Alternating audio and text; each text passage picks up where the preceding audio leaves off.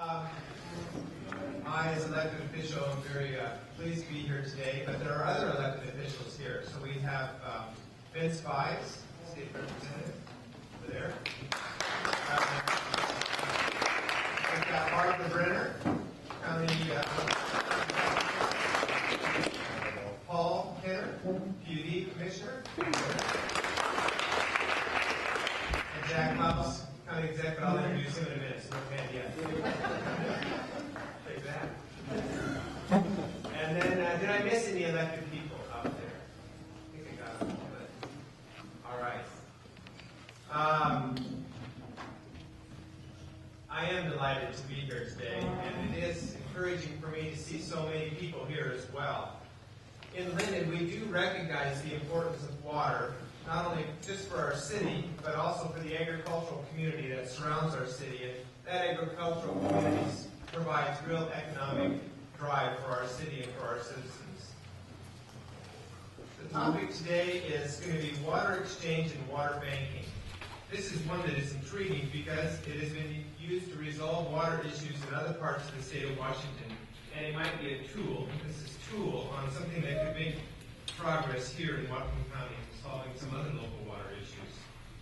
As some of you may know, Linden has been approached by the State Department of Health about being a supplier of drinking water to surrounding smaller water associations that are experiencing nitrate problems.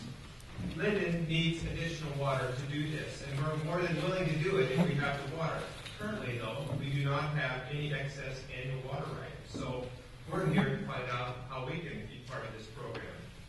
One option would be to exchange their groundwater, the groundwater from the wells of these people surrounding Linden, and trade that for additional surface water right for the city of Linden. This is the sort of thing the exchange really might work well for. As you may know as well, the city has also worked with the city of Bellingham and the PUD to explore opportunities for exchange of other water rights. These two might be possible through an exchange program.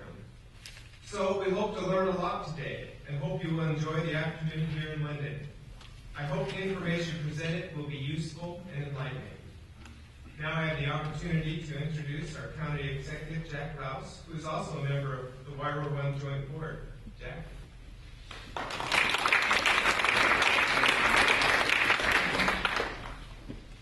Well, thanks, Scott. It's always good to come to Linden and have the opportunity to have lunch at the Dutch Treat. And the guys there, I think, were missing me.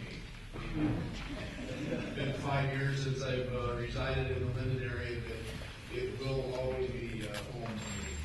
So it is good to be here today. I'm glad that we have some participation, that each of you have come here to learn and talk about this very important and relevant issue that we have in Whatcom County. And that issue, of course, is water availability and water quality. And today, of course, we're going to be focusing in on water banking and what that means and what potential that may have for Whatcom County in the future. As Mayor Scott said, Whatcom County is a member of the WIRO 1 Joint Board, which is inclusive of Whatcom County government, Bellingham, PUD number 1, the Lummi Nation, and the Nooksack Tribe. And since 1999, we've been involved in the resolution of water issues in Whatcom County. I'm pleased to say that the county recently initiated the update of the Coordinated Water System Plan, which is the primary mechanism by which public water systems coordinate service and build water availability in light of growth management planning in Whatcom County. And that process is underway, and if you're representing a city or municipal water system, you will be engaged with us on that in the next couple of years. Along with that, the County Council has also put money in the 2015 budget to conduct an assessment of the non-public water needs, including agriculture, industry, and private well uses. So as soon as the Coordinated Water System Plan is up and going, we're hopefully going to be able to take some of that information and go right on to doing the study of the non-municipal uses as it relates to the quantity that is needed to be able to keep our vibrant ag community going and making sure that we have available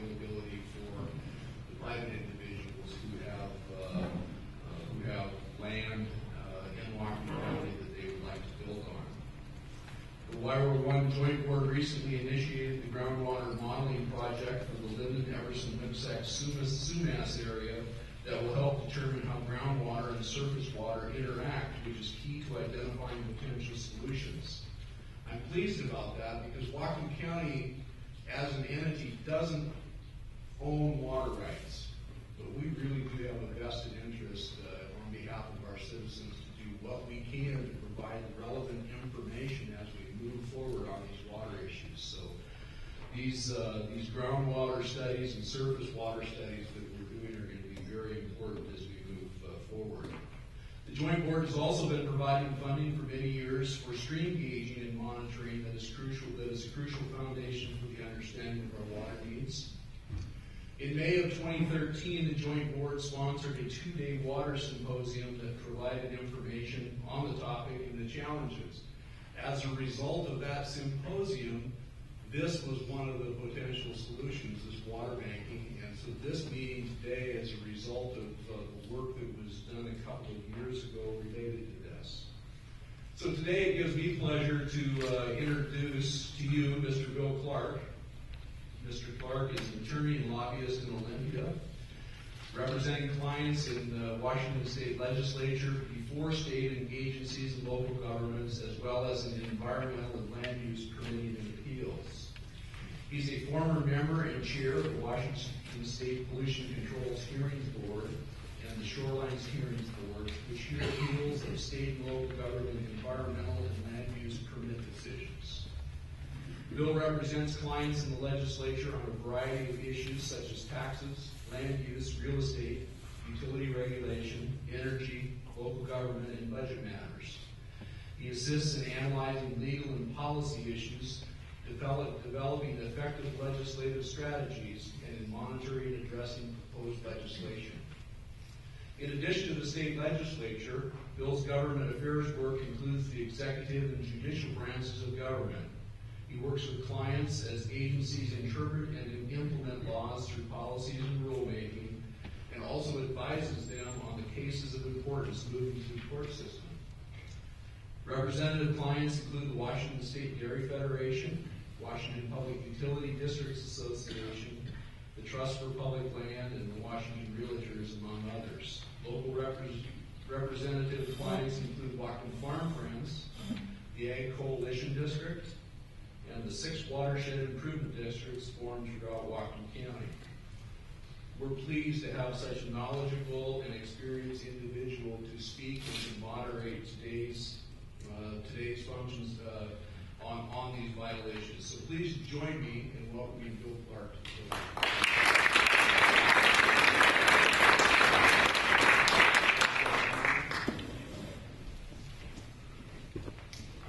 Good afternoon, everyone. Nice to be here. Thanks for the nice introduction. A little bit too long. Make me feel old. Could have made it longer. They have another 7 feet. As we'll talk about a little later, aspects of this issue make me feel very old, but we'll get to that in a little bit. Yes, my role today is to kind of set the stage on why we're talking about this subject. And as an introductory remark, I want to make sure can I control this, or do you control this? You're in control? Okay, thank you. So this is what we're going to look at today, right? The framework for the water exchange concept. You hear the term water exchange or water bank. We'll kind of throw that around here interchangeably. We'll talk about what exchanges are and how they function, the kind of necessary attributes and things like that. The state water laws and other related laws that apply to water exchange and water transfers generally. And then we'll talk about specific ideas and examples of how water exchange and water banking concepts could be applied here to the situation here on the ground within Whatcom County. To start with, I wanted to give you one concept, and that is whether you're here seeking, your interest area is water supply for municipal purposes by a city or a district, or whether it's rural water supply through exempt wells, or whether it's water rights for agriculture, or whether it's water rights for in-stream flow and fisheries purposes. Water exchanges and water banks can serve all of those purposes. So I think it's important to dispel the notion that water banks or water exchanges are only about water for agriculture, or only about water banks to mitigate for exempt wells, right? We'll talk about examples today of where water exchanges and water water banks can provide water for all those different kinds of purposes. In fact, in some examples, they provide water supply for all those purposes at the same time, right? It's about creating a supply of water and then figuring out how much of that water goes to different purposes. But keep in mind that in my experience, and from our speakers that will be here today, I think what you'll see is that where water exchange or water banks have been used and have been used successfully, there's a level of cooperation, so different types of water users benefit at least somewhat from all of those elements. So that's the kind of concept to keep in mind. So next slide.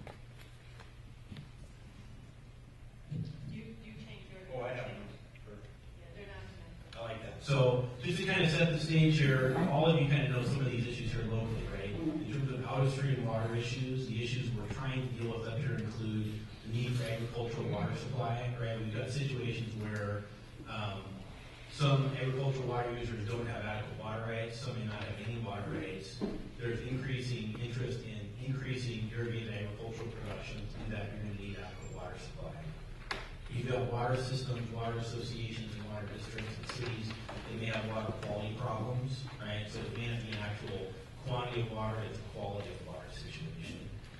You have municipal purveyors in different parts of the county. Some may have excess water supply that they could put into a water exchange or a water bank and make that available to other uses. You've also got purveyors that need additional water supply. So in the municipal world, people are on kind of both sides of that. And that may in fact be the case with agriculture, right? In the most simple scenario, in a water exchange or water bank, you could have an agricultural water right transferred to another agricultural use, right? That's a pretty simple ag to ag transfer that could be part of the water exchange. You've also got increasing reliance on exempt wells in rural parts of the county, right? Keep in mind that the general rule is that any water use needs a permit from the state of Washington, except for groundwater. Certain groundwater uses under 5,000 gallons per day. For domestic use, stock water use, industrial use, or a half-acre lawn garden. There's a case at the Court of Appeals right now that originated in Whatcom County that concerns the relationship of how the use of single domestic wells for rural residential development, how those wells impact in-stream flows, including in-stream flow levels set by Department of Ecology rule, and whether or not the Growth Management Act imposes obligations on the county, on Whatcom County, to somehow regulate the use of that exception. So that's an issue that is playing out in different ways around the state, but the Court of Appeals case that's now titled Whatcom County versus Western Washington Growth Hearings Board is a really critical case in that. So that may not be the focus of a lot of you folks here today, but that's a huge issue that's playing out around the state and is playing out here as well. In-stream flow issues as well, right? Keep in mind that the water exchange concept can benefit both out-of-stream needs and in-stream needs as well. You know, here in Whatcom County, like other parts of Western Washington, there is a specific ecology regulation. Some people call them water management rules. They're also called in-stream flow rules. The state has 62 different distinct watersheds. Ecology can adopt a different regulation within each watershed. Whatcom County, the Nooksack Basin is WIRA 1, so the WAC 173-501 is the Nooksack in-stream flow rule. It was adopted in 1985. It sets an in-stream flow level. When that flow level is not met, water rights that are junior in time or later than the in-stream flow cannot be issued, right? In the Whatcom County growth case that I just talked about, the evidence in that case is that that in-stream flow level is not being met. So there's a ecologically adopted flow to protect in-stream resources and fish. That flow level is not actually met. So that's an issue here. It prevents issuance of new water rights. It's also a concern from the fisheries perspective because there's a flow that's there to protect fish and it's not actually being met. A huge issue here in the Nooksack Basin is a request by the Nooksack tribe and the Lummi tribe to quantify their federal reserve water rights. Water rights exist in a priority system. Most of you have been to some of our prior water rights discussions on the kind of general water law nature we have. It's called prior appropriation. Water rights exist in order of priority. The oldest water right in the system has the rights to take water first, and if there's any water left over, the next oldest, and then the next oldest, and then the next oldest. Under federal law, the oldest water right in the system is going to be the water rights held by the Lummi Nation and the Nooksack tribe. And that's because their on-reservation water use has a priority date of the date of the reservation, which was in 1854, 1855. Federal courts have also recognized an in-stream flow water right that supports the fisheries purpose of the treaty, of the Indian treaties with the priority date of time immemorial. So whatever anybody else's water rates are depends first on what the tribal water rates are and how they're quantified. Those water rates are not yet quantified. If they are, as requested by the tribes in their petition to the federal government, that would probably create a chain reaction of trying to quantify everybody else's water rates. So coming up with a water exchange that it has some durable and lasting value, regardless of what happens with that tribal adjudication, I think is pretty important to keep in mind. The other issue is water quality issues, right? There's some, at different times of the year in different locations, there's significant water quality impacts that could be addressed through water exchange as well. Quickly on the legal structure, we kind of touched on prior appropriation, right? That's the idea that your water rights have a priority date, you have to work within that. The regulatory structure, there's a current ecology rule. Ecology can modify that rule, and so for example, in one of the kind of biggest areas in the state where there's a water bank or water exchange concept is in the Kittitas Basin, in the Yakima Basin, including Kittitas County. Much of that is driven by a rule adopted by ecology under the kind of similar authority it used to adopt the rule here within the Nooksack Basin. So while the ecology rule right now kind of limits flexibility on what you could do, an ecology adopted rule or amendment to that rule could be a part of some sort of water exchange. There's a permitting aspect to this, right? Adam's going to talk a little bit more about it later. There's a specific statute that governs the transfer of water rights. If you have a water right that has been issued by the state, you can change the place of use, you can change the purpose of use, to the extent that that water right has been put to beneficial use and is not subject to relinquishment. Right? Water rights are subject to relinquishment for non-use if all or a portion of it has not been used for 5 years. So if water right can be transferred, you can transfer it to a different user so long as it's always been beneficially used. 9042 is the state's trust water right program. Most water exchanges or water banks rely on the trust water program in some capacity. We have a couple slides to talk about that. But that's the kind of legal structure, and the thing to keep in mind here is water banks or water exchanges are not a way to avoid the prior appropriation doctrine or a way to avoid having to go through the water exchange process. It's a way to work with it, right? Water exchanges and water banks don't avoid those problems, they find a way to work within that legal structure. And then finally, you have the statutory authority of local entities, right? If you have a water exchange that relies on a city or a PUD or a water district or a county, those individual entities have to have some authority to do certain things. That's one of the reasons why these 4 watershed improvement districts were created to join the other 2, right? The entities that have some authorities to deal with the management of water rights. You'll hear a lot about the Trust Water Program. The water code itself has 2 kind of most basic components. There's this groundwater code and the surface water code. The Trust Water Right Program was originally adopted in 1989, dealing first with just the Yakima Basin. There's federal legislation that dealt with increasing water supply in the Yakima Basin through storage and through increased efficiency for irrigation districts over there. It became apparent that when saved or conserved water was created, there was no place to put it or manage it or allocate it or protect it from relinquishment. So the Trust Water Program was first established within the Yakima Basin. It was later became a statewide law in 1991. On a statewide basis, what it says is develop and test a means to facilitate the voluntary transfer of water and water rights. Right? So fundamentally, that's what the state Trust Water Program is. Fundamentally, that's kind of what water exchanges and water banks are, as a way to facilitate those voluntary transfers. And keep in mind that the Trust Water Rights Program has the same condition that applies to issuing new water rights and making changes and transfers to water rights, and that is you cannot adversely affect other water right holders. Right? Again, water exchanges and water banks are not a way around those issues. They have the same kind of legal constraints as any other water right permitting decision. Water banking is the term you hear most often. It was specifically authorized for the Yakima Basin only in 2003, and I had the pleasure of working with Bob on that. It was done for what was then a client of mine at the time, now Suncadia Resort in Roslyn, in transferring water rights to the resort property to build the resort to build golf courses. The resort, as mitigation, was obligated to acquire not only water for itself, but water for off-resort uses, on this theory that if you build a resort, people not only use water on the resort, but they come and live in the surrounding areas, right? So there was this concept called induced off-site litigation. It's induced by the existence of this big resort that continues to exist.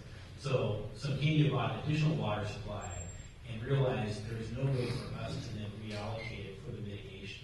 So this water banking concept was added to the trust water program, where you could in essence put water right into the trust program and pre-approve it for later transfers out to people who need that water. So you could put water rights into the program, it's available when someone needs it for residential development, for mitigation, for agriculture. It's played out a little differently as it was intended, because after that was done, that basin was closed to new private wells, so this kind of 5,000 gallon exemption in essence went away in Upper Kittitas County unless you had mitigation water. The mitigation water that was available was that water that Arcadia put into the trust water program. That was the first kind of water banking example here within Washington State. In 2009 then, that water banking limitation for Yakima was lifted and became a statewide program.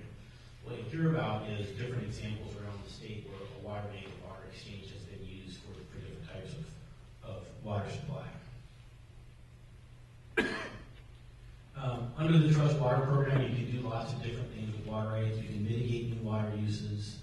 You can hold water rights for a certain designated use by the donor, by the owner. You can just put it in there for future water supply needs, or you can kind of pre-approve it for future needs by a third party, right? So the concept here is you have a water right, that's a valid water right, you put it into the trust program, and you designate this water is available for future irrigation uses. Ecology approves it on the front end when it goes into the trust program, so that then, let's say it's a water right you put in, you want to make it available for irrigated agriculture. It's pre-approved so that then when other people want water supply for agriculture, they can come to ecology that's already been approved for that use. All they have to do is deal with the contractual terms with the owner of the water right in terms of how much does that person want to sell and use that water right for. There's a significant amount of flexibility within the trust water right program. I think that's the thing to keep in mind. And again, like the issuance of new water rights, like water right transfers, you can't cause detriment or injuries, and the short hand is called impairment. You can't use this process to somehow avoid getting around the requirement that you cannot injure people's water rights. Now I'm going to talk quickly about, I'm going to stop there. So there are any questions right now? Yes, sir. What I'm hearing you say is if you have a water right, you can bank it, and then your distant neighbors, let's say, that are doing ag, can use it for, most of these water rights, at least the ones I see, are specific to certain properties. And this is a way to expand that beyond the boundary. Is that what you're saying? Yeah, so for example, if you have a water right that's a valid water right for irrigation, you've been irrigating, it's not subject to relinquishment, you've always been using it.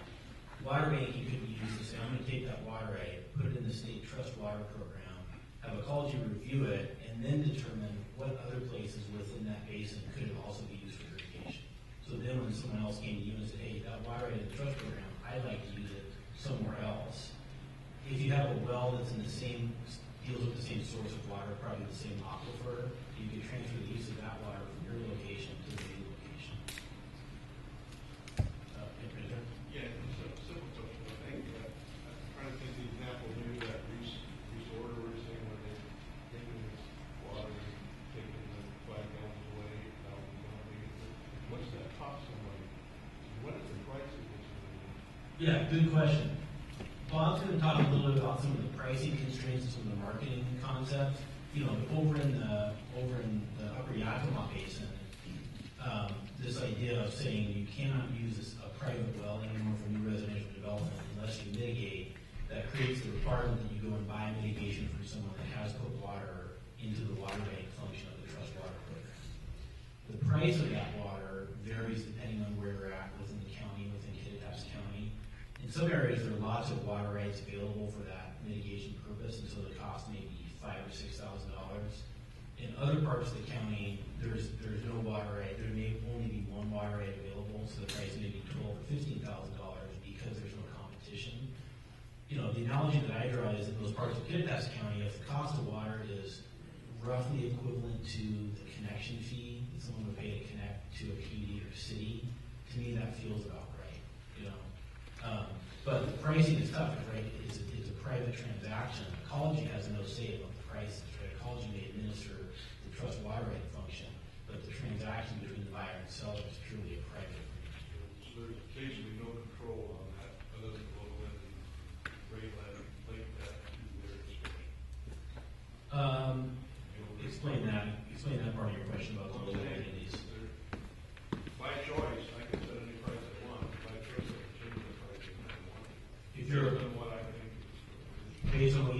don't pay, right? And one of the things I'm working on over in that area for Kittitas County is there are parts of the county where there may only be one water rate available for mitigation. The county doesn't like that because the prices got really high, it's in the $15,000 range. The county said, well, we the county are gonna buy some water and sell it on a non-profit basis to try to get that cost down to $3,000 to $5,000. So, yeah. I've got two questions, one specific and one conceptual. The specific one is the Nooksack Basin closed to new exempt water rights like the Skagit Basin is? That's A. And B, the conceptual question is, just from a conceptual basis, I don't understand. If you dig a well and you pull it into your house and you use it for washing and hygiene and so on, and it goes into your septic tank, it's like, it doesn't go anywhere. It goes back into the ground. I mean, it's not like it gets beamed up into outer space or something. This is what I don't understand conceptually about this whole issue. Let's do your second question first. In areas where there's a prohibition on unmitigated new wells, Yeah. and you can make this, and we were talking about example wells for domestic development, residential development, you can have the same application for new wells for irrigation for that matter, right?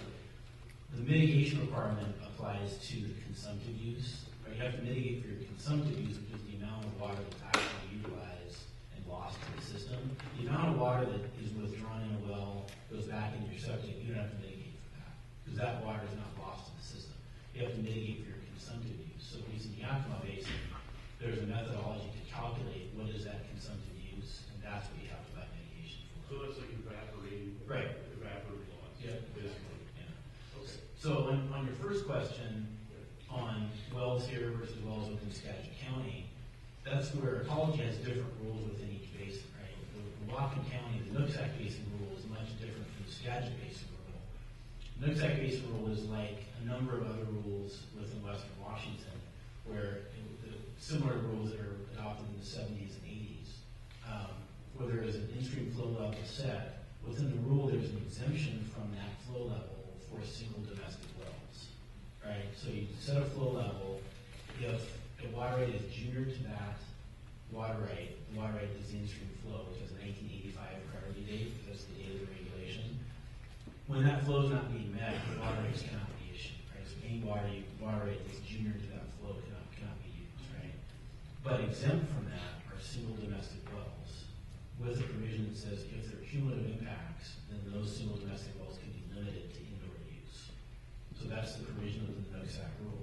The Skagit rule doesn't have that exemption for single domestic wells. There's nothing in the Skagit rule that says whether you can or can't use exempt wells at all. So that's been the issue in Skagit County, why their rule is different from the rule that is in the Nooksack Basin. And who sets the rule? This is not set at the county. They're adopted by ecology. So we have unequal treatment under the law, basically. You do, yeah. Okay, Yeah, that's, and one of the things that's happened too is as time has evolved, right, the nature of the rules adopted by ecology in the 70s and 80s, based on their understanding of science and the law then, is different than their interpretation of science and the law now. So you do have quite a bit of variation if you compare the rules from the 1970s and 80s to rules adopted in the last decade. Yep. You talked about water rights, what people call paper water. Mhm. Is there always a direct relationship between the amount of water right and the amount of wet water that actually would be available? I ask this because of what you said earlier about how some water rights may go back 100 years, long before we understood the environmental needs for water, and had a good understanding of the science of water flows. So Right. the question is it sufficient to just put water rights into a bank and then assume you can later take out an equivalent amount of actual wet water? I think that's an excellent question. The thing to keep in mind is that you're going to take a water rate and put it into a water exchange or the trust water program for some future different use. And let's say it's going to be an irrigation water rate. If it's an irrigation water rate that hasn't been used for 30 years, then you don't have a valid water rate. So there's actually no actual wet water to make available for anybody else. So the water exchange or the water bank is not going to resurrect water rights that have been lost to relinquishment. So just because you have a piece of paper that says it's a water right, it still has to be valid, meaning it still has to be protected from relinquishment by historical usage. That's the key thing. Bill, 5,000 gallons of that well, that's limited to non-commercial use, right? There's a 5,000 gallon exemption for industrial uses, and there's a court case that kind of says industrial is kind of commercial use. So the average, rural roadside gas station is probably more a commercial use than an industrial use, but it's under the authority of that industrial exemption if they use water. There was a case dealing with a nursery that was kind of an interesting case a number of years ago. So the language says industrial in the statute, but it's probably commercial too, is my view of it. I don't know if you agree with that. Yeah. I think, thinking in the context of a small farmer, like, they want to water, irrigate, or an animal's feed, for commercial purposes, is that exempt well water usable for that Yeah, good scale of question. commercial purpose? Under the exemption, there are 4 exempt uses under the groundwater code: domestic, single group domestic uses, industrial uses, stock watering, and half-acre non-commercial lawn or garden. The case that allowed use of water for as a commercial use was a nursery, so it was an irrigation use at a nursery under the industrial exemption. I think it's kind of a mixed question. If under that, could you use 5,000 gallons for irrigation of a plant that was not any business? That is, you're growing something. You're using 5,000 gallons per day as an industrial use, but you're not selling at retail at that facility, which was the case called the Kim case that dealt with this 5,000 gallon use. That's a close question. If you were selling the water, the product that the water was used for, At the facility, yeah, then I think that falls within the Kim case, where that's probably a industrial / commercial use that's authorized. Keep in mind too that, for whatever reason right now, the groundwater exemption is probably the most controversial and most discussed part of the water code, right? But exempt uses can't be transferred, right? There's an exemption that exists, but just because you're using it under the version of the exemption, in fact, it's one of the issues around the state is you have lots of facilities, say dairies, for example. Stock water is exempt, you have lots of exempt stock water use. The dairy leaves, the facility keeps using the same amount of water as it did as a dairy for irrigation, right? But now it's not stock water use, it's irrigation use, it's not exempt. So that's, there are lots of issues with the exemption that are out there, but keep in mind you can't typically transfer exempt water. So I have a couple of minutes, I'm going to try to wrap up here. I'm going to give you a couple of examples just to give you some ideas of how these water exchange, water bank ideas are playing out. Bob Barman's here with us from the Department of Ecology. He's going to drill a little deeper. Adam Bradley is here as well. He's going to go even deeper. So these are just some ideas to get your mind thinking about, what are water exchanges, how do they function, et cetera. We've talked a little bit about Kittitas County and the Yakima Basin. What initiated it for at least water banking for residential mitigation was the closure of Upper Kittitas County to new wells, right? In response to that, some KDR resorts, I mentioned, had a supply of water. Other water right holders reacting to this market created by the shortage, right? If the regulation says you can't drill a well unless you buy mitigation, people are going to provide mitigation. So there's a market over there for water rights for mitigation that can be for a single house anywhere from $5,000 or $6,000 to about $15,000. That has developed slowly but steadily within the Yakima Basin, really since about 2009. In part because over there it is a closed basin. There's been a reallocation of water rights going on for decades, right? Even though the water banking statute was passed in 2003, there really has been concepts of water banking, water exchanges in the Yakima Basin even before that, because as a closed basin, it's a basin that's subject to adjudication, meaning a court review of every surface water right that dates back in time, even back to the Yakima Nation's treaty water right. There's been a reallocation of water rights going on for decades. Two examples here in the Columbia Basin. One of the areas you'll see water exchanges or water banks taking place is in areas where you do have main stem storage. You don't have that here on the Nooksack River, but in Lake Roosevelt and Sullivan Lake, which are behind main stem storage dams over the Columbia Basin, the water exchange is created by storing additional water during certain times of the year. Right? You have some project that has some amount of capital funding, you modify how much water is stored behind the dams, and then you release it at a certain time of the year. There was a law passed by the legislature about 5 years ago called the Columbia River Initiative. Under that law, the the decision was made to say, okay, we're going to spend money to modify storage of water. When that water is released for uses, the agreement is, of the new water, 2 parts of that water goes for out-of-stream uses, 1 part of that water goes for in-stream uses. So that's a balance that was struck by the different stakeholders in the Columbia Basin to say, we need more water supply both for out-of-stream and for in-stream uses. It's going to be on this 2-to-1 ratio. Since then, Ecology has issued permits for new water rights under these water exchanges where more water is stored and let out during other times of the year. 1/3 of it stays in stream, 2/3 of it goes to out of stream. Some is in irrigation use, some is in municipal use. The wall-to-wall exchange, I think I'll have Adam talk about that in the interest of time because he's worked on it personally himself.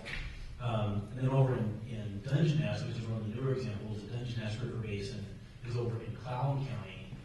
To go along with a regulation that Department of Ecology adopted, setting a minimum in-stream flow for the Dungeness River, and then closing that basin to new water rights, Ecology worked with Washington Water Trust, which is a nonprofit organization, to create what's called the Dungeness Water Exchange. The water exchange then is working to receive water rights from irrigation districts and other sources. It creates a supply of mitigation water, because kind of like that Kittitas County situation, private wells for development can't be used without mitigation. So in this Dungeness Water Exchange, series of water rights are put into this water exchange. And when someone needs water rights for some new use, for example, to mitigate for water use impacts from a new house, they go to the water exchange and they pay for water.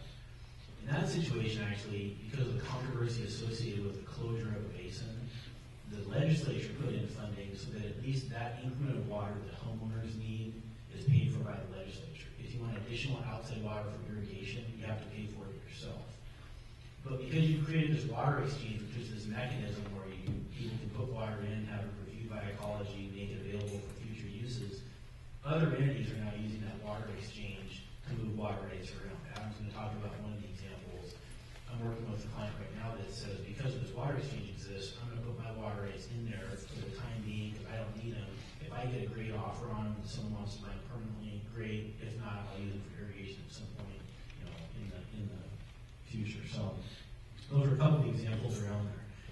They all have to work within the same kind of legal constraints, right? The interesting thing about all these water exchanges is with a kind of wrinkle in Yakima, because Yakima is kind of a federalized basin, it's got storage, and it's been adjudicated, it's kind of different over there. But fundamentally, the water code is the same, yet it plays out differently in each of these areas, right? They're all prior appropriation-based systems, right? You have senior water rights, you have junior water rights. If you're junior or new, you gotta find mitigation. That means finding a senior water right that's reliable and available.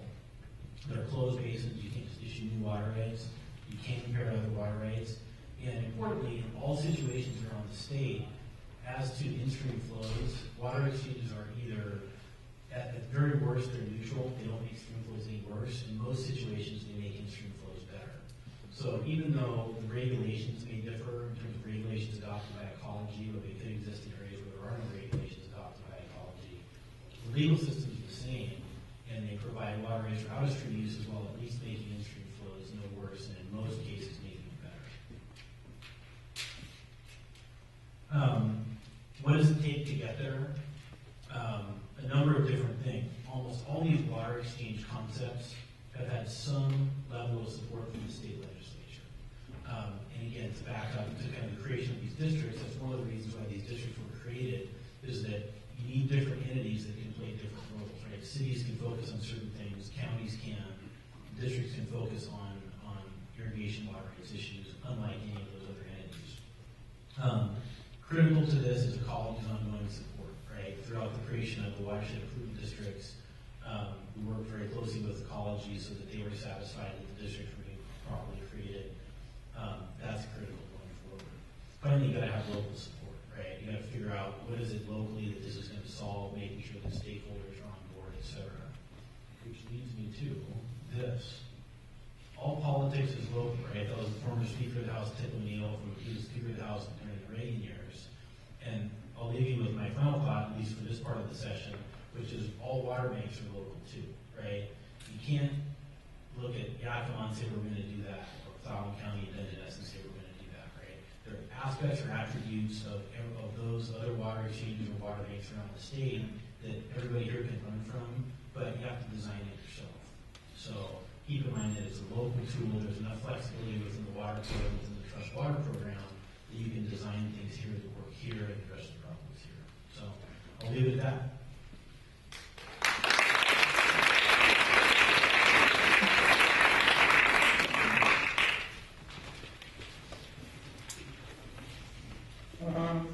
So as we go on through today, my role is going to be to kind of kick it off and then help moderate some of these other panels. But we're fortunate to have two really excellent speakers. The next person up is Bob Barlin, who's with the Washington Department of Ecology. And he's an engineer. He's been in ecology for 35 years. He's been in engineering and management positions. But rather than tell you details about Bob or school and that kind of stuff, I'll explain Bob this way, that when there's a hard water rights issue around the state somewhere, whether it's Yakima or Spokane or Skagit, Cloud County, you can pretty much assume that ecology will send Bob Barber to that part of the state, right? He's kind of like, Linden's a football town. Bob's like the person you put out on the field on defense without any position. You just send him out there and you just tell him to go do it, right? And he will do it. So he's got a track record that's pretty remarkable of figuring out solutions on really thorny, very complicated legal and technical and political issues. So we're fortunate he made the trip from Yakima to come to Linden today. He's going to talk about kind of the constructs and kind of what are the conditions necessary to have a functional water exchange and water bank based on his experience helping set these up in different parts of the state. So please welcome our friend Bob Barlin.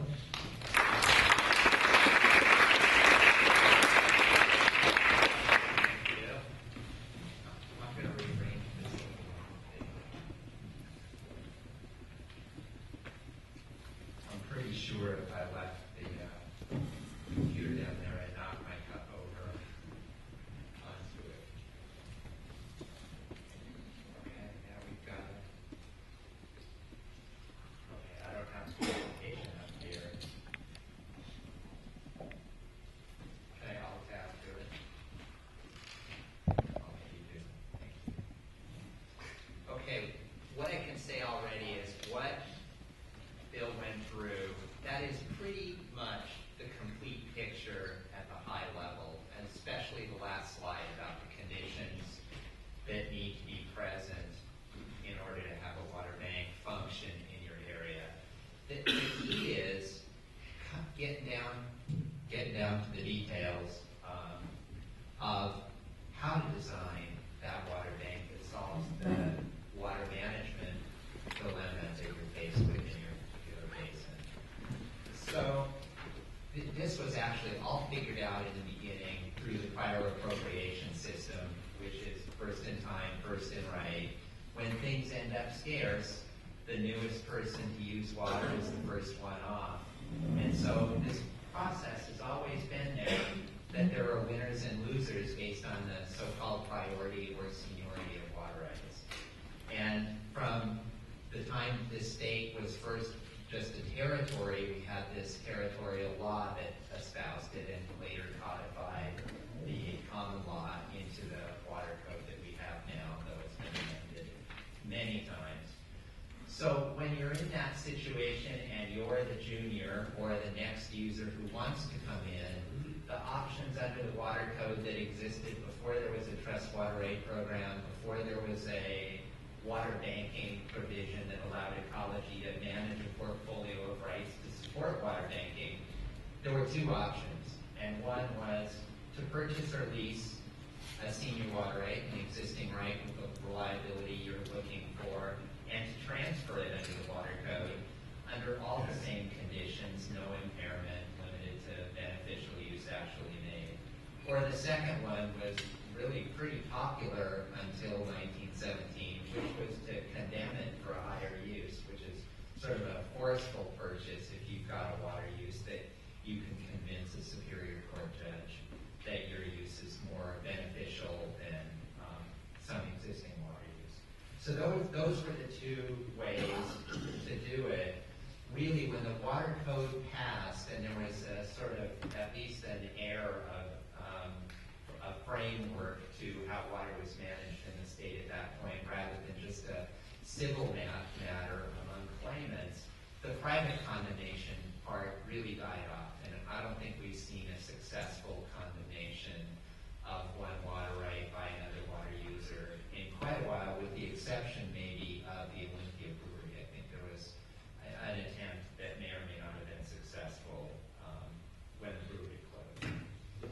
So now we've got some new tools that have evolved over the last 20 years, and those are water banks and water banking. And it's kind of interesting that in Washington, our laws refer to a process of water banking and don't say a heck of a lot about a water bank or define it or say who can be one. And that's been disconcerting to some folks, but on the other hand, there's a kind of freedom that comes with that. It's process and this definition that's been around for 15 years or so, maybe 20 now, by a law professor, Larry McDonald, down in Colorado, really captures the essence of it.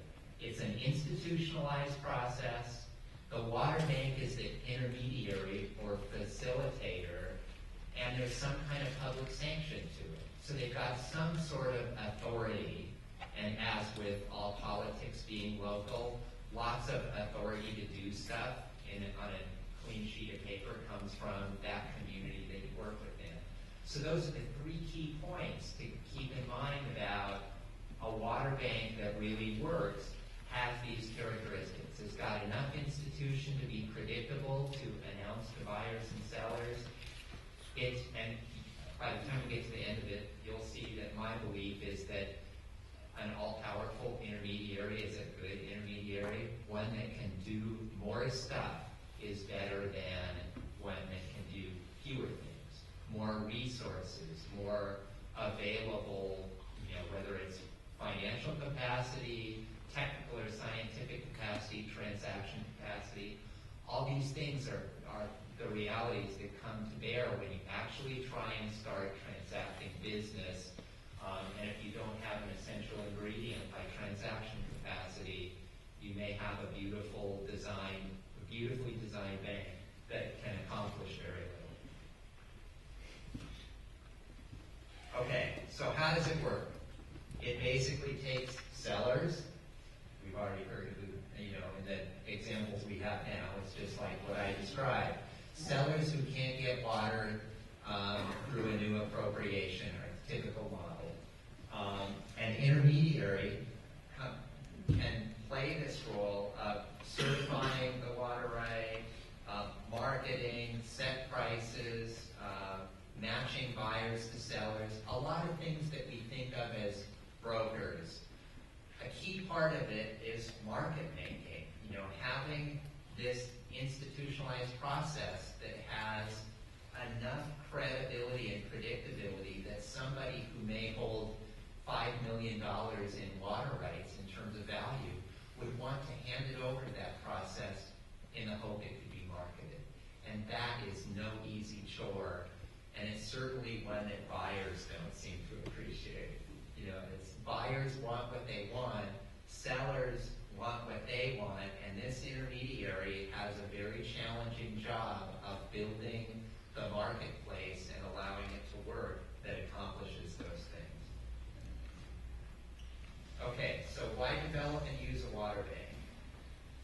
Well, it can be quicker, it can be cheaper, and it can be more predictable. First of all, sellers can pre-position their water in that bank. So this process of certification, whoever does it and however it's done, it can be all done, and it's a long process. Typically takes a year or more to go through the review process involving ecologies, changes of water rights. So a water right transfer, in contrast, each and every transaction, you got this problem of many buyers, maybe one or two sellers. You've got to figure out which water right you're going to transfer, carve off little pieces. One of the realities is sellers and buyers don't have the same needs. So you've got buyers that might want to buy 5 acre-feet of water, seller that wants to dispose of 20 acre-feet of water, can't reasonably cut his or her water use by 25% and still manage through it. Those are the things that an intermediary can do, where they pick up either the right or an option to that right for the full amount, but that only works if there's confidence in that institution that is the exchange. So you've got a very big difference in timing, and then there are some other tools, and in particular where we use the trust Southwest Water Rate Program, one of the detailed tools that's kind of emerged out of this is what amounts to mitigated permitting. And it's something that's been there for a long time, but there hasn't been an easy way to apply it. But the idea is to pre-certify a water right, change its purpose to in-stream flow, and then basically announce it and let the seller basically sell pieces and write checks off of the account balance that's in there. And if you look at the water banking page in the Yakima Basin, there's maybe a dozen water banks that we report on and account for.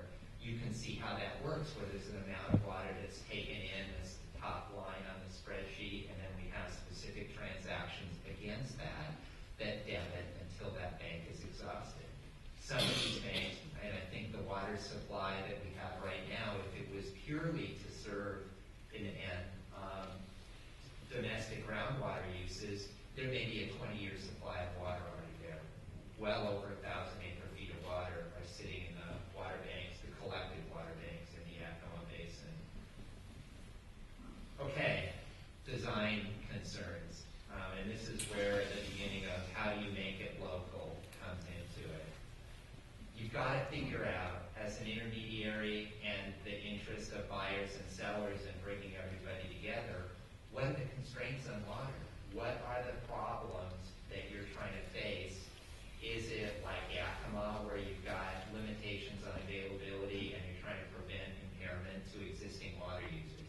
That's very much front and center in the Yakima Basin, and why it's effectively closed, even though there's no state rule other than in the Upper Kittitas that implements that. Is it something more common across the state? Is there an adopted in-stream flow that's not reliably met, and you've got certain times of the year or just fractions of the year where you're below the flows and you need a mitigation program that would offset the impact of the new uses during that period? These things can also address non-water right functions. You could be working on a water quality or a fish habitat issue, where you're short of water to meet an objective, and you've got an institutional framework to acquire water to meet that need. Something I do when I'm not an acting manager is I run our water rights acquisition program for flow restoration. So there's a lot of public money from the federal government and the state that goes to support that kind of activity. It could be supported locally as well, or have an objective with a particular water bank that works in harmony with those flow restoration efforts. And I guess, and that's why, at its lowest level, one of these water banks, to be credible and have local, state, and federal support, is you got to work at least at no harm to stream flows. Better yet is improve flows through the operation of the water bank. One of the key questions is, do you have a need that's temporary or permanent? I mean, some uses like residential water use, those are very much because of GMA implicated in permanent solutions. Many others are amenable to temporary water banks that work seasonally, work over short periods of time, and if you just think about what the actual need is and match it up with the water, with the deals you can actually make, you may find temporary banks take care of that. Okay, so the necessary ingredients. There's these three spheres up there, and my hypothesis is, and it's so far not been disproven, is you've got to balance some public benefits so that to the extent that you're relying on ecology or you're relying on other government to participate in the institutional framework, there's got to be a public benefit for the expenditure of labor and time by those agencies, whether local or state. Financial considerations. You've got to have adequate financing to be able to support the transaction process. And then you've got these opportunities have to be seen by both buyers and sellers as worthwhile. So somewhere in the process of the design and the setup of the bank, you've got to reconcile how you're going to do it, what the problems are you're going to take a shot at solving,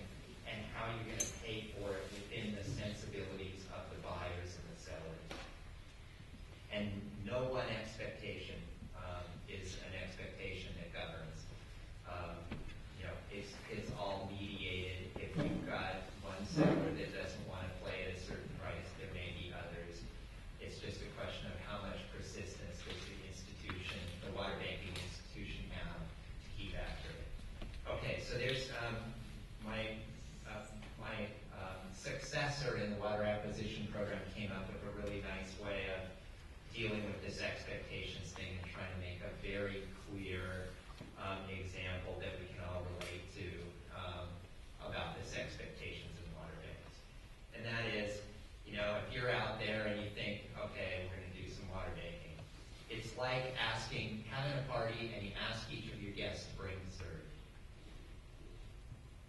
And so what they do is they plan no further communication. You know, we're going to do a water bank. We're going to do dessert. They plan enough time and money and ingredients to make Jell-O. But you were expecting chocolate raspberry souffle. Well, they're both dessert, and so just as the case with asking for dessert, that's about all water banking conveys too. The devil is in the details, and it's more like a puzzle where somebody throws all the pieces on a table. You think of one of these tables as the limits of what you can do under water law.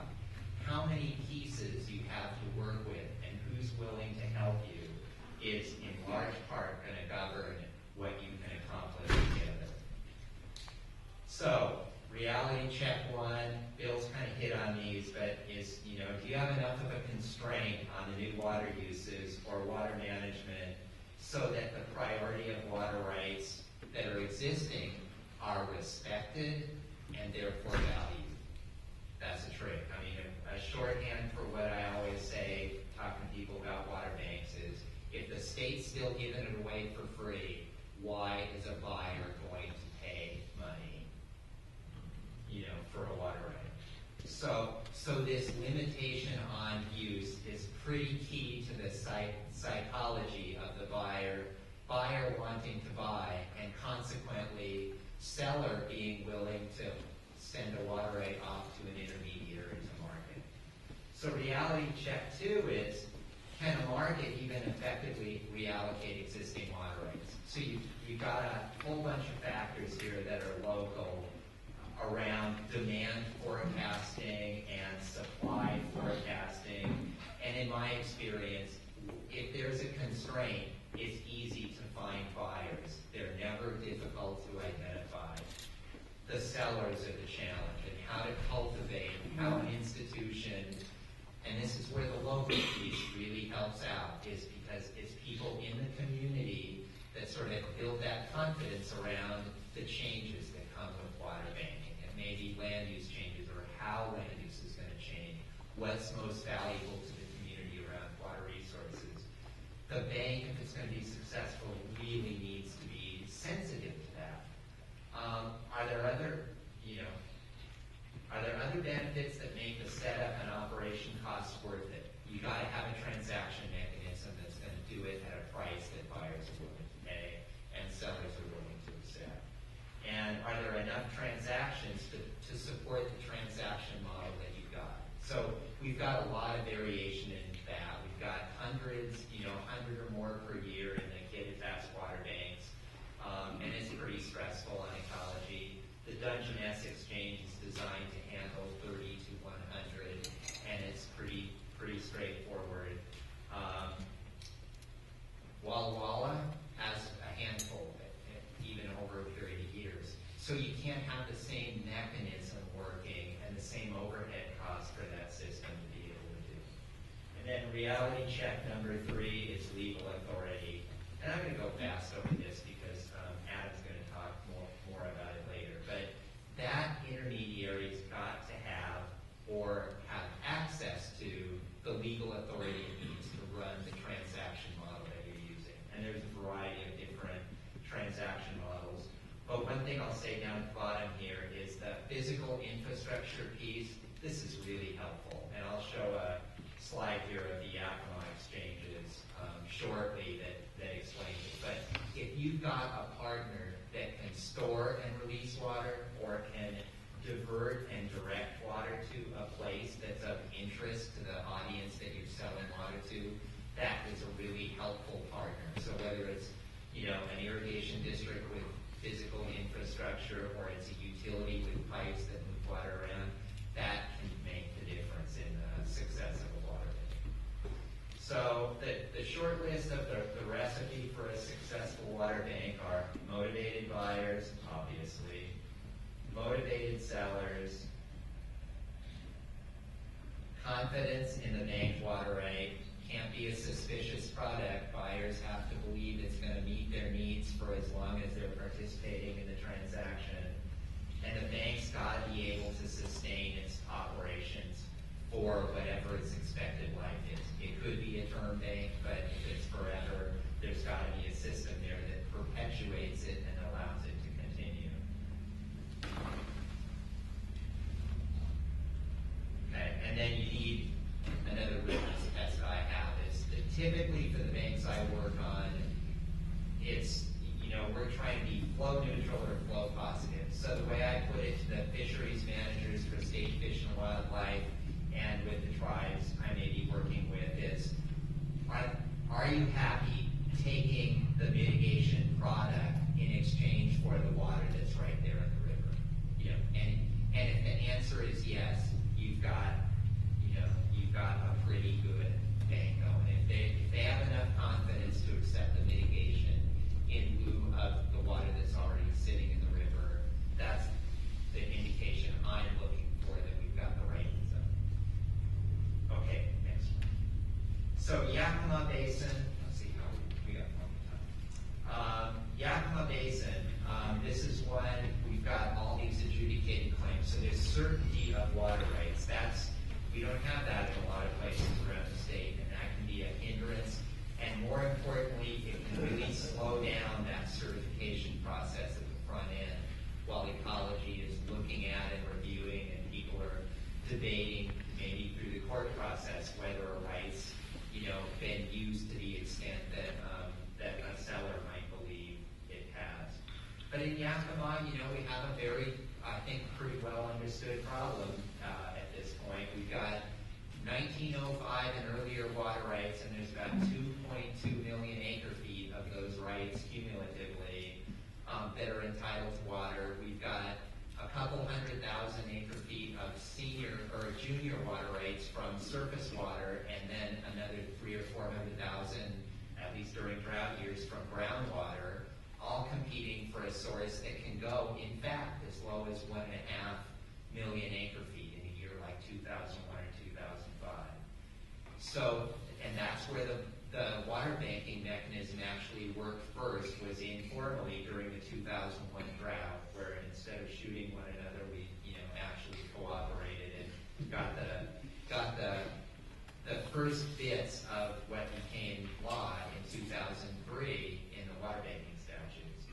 So we also have time immemorial rights that have been adjudicated by the adjudication court in Yakima relating to the Yakima Nations off-treaty, usual and accustomed areas. So we've got a set of rules in Yakima, and they propagate up to Upper Kittitas. But what's unique about Upper Kittitas is added on to that general set of constraints is we've got a specific withdrawal of all unappropriated water in the basin. So folks who want to drill a well for a permit exempt use can't do that unless they specifically have mitigation, which is defined in our rule as a pre-1905 water right held by ecology in the Trust Water Right Program. And they have to have an equivalent or greater consumptive use that they've been assigned by one of the bankers who would be selling water. So the primary purpose of the Kittitas Bank, specifically in the Upper Yakima and the other banks that are working generally, is to deliver that water, is to reallocate these pre-1905 water rights out of the base of reliable water. There's maybe 1 million acre feet cumulatively in pre-1905 water rights, and to reallocate that to the base of junior users or new users who haven't even started using water yet. Okay, so what does the Yakima mitigation product look like? It's that consumptive use offset at the basin level that respects all coupled with a local review, that there's no adverse effect, well, there's no flow reduction that leads to an adverse effect on fish. So we're okay transacting business in some places where flows are reduced. The flow reduction simply can't adversely affect fish, so it can't be detrimental to fish. So there's a little science component that makes our Kittitas water banks administratively tough to operate, but at least we know generally what we have to accomplish in terms of what the intermediaries need to know before we close the transaction. Okay, so what does the Yakima Water Exchange do? And I just call the exchange the superset of all the individual banks. And some are private-public partnerships. Others are the state's drought emergency program.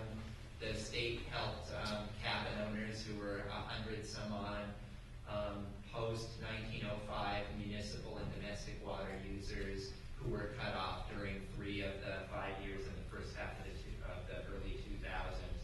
So with that bank, we do drought response programs, we do cabin owner mitigation, for City of Roslyn, South Cleella, lots of camps and cabins run by YMCA and other church groups, and Forest Service cabin owners who otherwise would be packing water to their cabin instead of being able to use the water system they've had for 50 or 60 years. We also do these groundwater management programs like in Kittitas for both permitted subdivisions where there's new water systems and individual or small group domestic uses. We run mitigation programs for that. So it's pretty diversified, and Bill said it, we've been doing it for drought response for 15 years as needed, and for these other uses for more like 5 or 6 years. And so we've come up with this is just an abstract model of what we've done and adapted to in Yakima that I think in some way every water bank has to work its way toward. And obviously you've got buyers and sellers up there on top. And part of this, Bill mentioned, is the state, if you look at ecology down there, and the Trust Water Right program is one of the legal instruments we use. We're not on that line of price setting or the negotiation.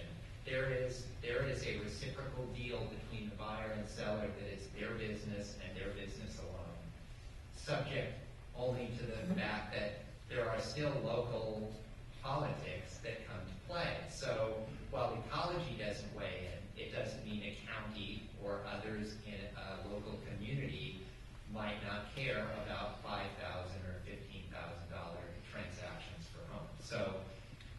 So that's the case where Kittitas County moved in because it felt that there was a local issue with the pricing mechanism, and they want to be a part of the price setting, at least as it relates to public water supply and individually supplied water in the rural areas. But then what you see is off of ecology, this illustrates the partnership piece of this. So in the lower left, there's this water transfer working group, a purely voluntary group from the water users and agencies, tribe. So it's the water users and fisheries managers who have to accept the mitigation in lieu of don't do anything, do nothing alternative to the status quo.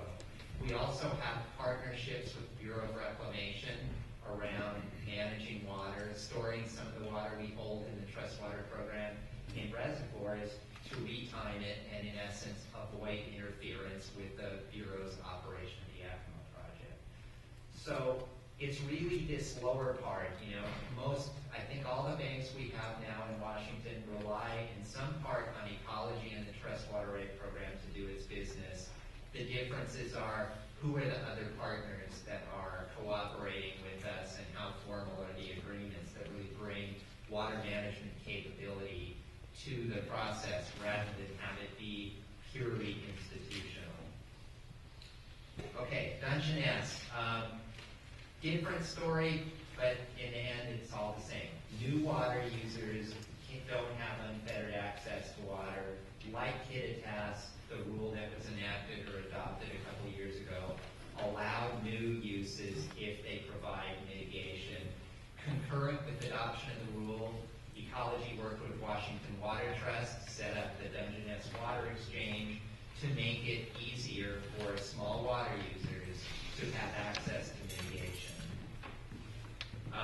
So we've got, the context is surface and groundwater rights are fully allocated, defined by the rules. So there's minimum flow set, there are closures on surface water, and the rule really then, go to the next one, just tap one at a time. So what this exchange did, which was kind of nice, we had some outside help from an economist that set up the Deschutes Water Exchange down in Oregon. But they looked at all the sources of water supply. So they were thoughtful and sort of economically, it had economic integrity, which is good if you're building marketplace. And what he looked at, there's a partnership, and Bill alluded to this in his presentation.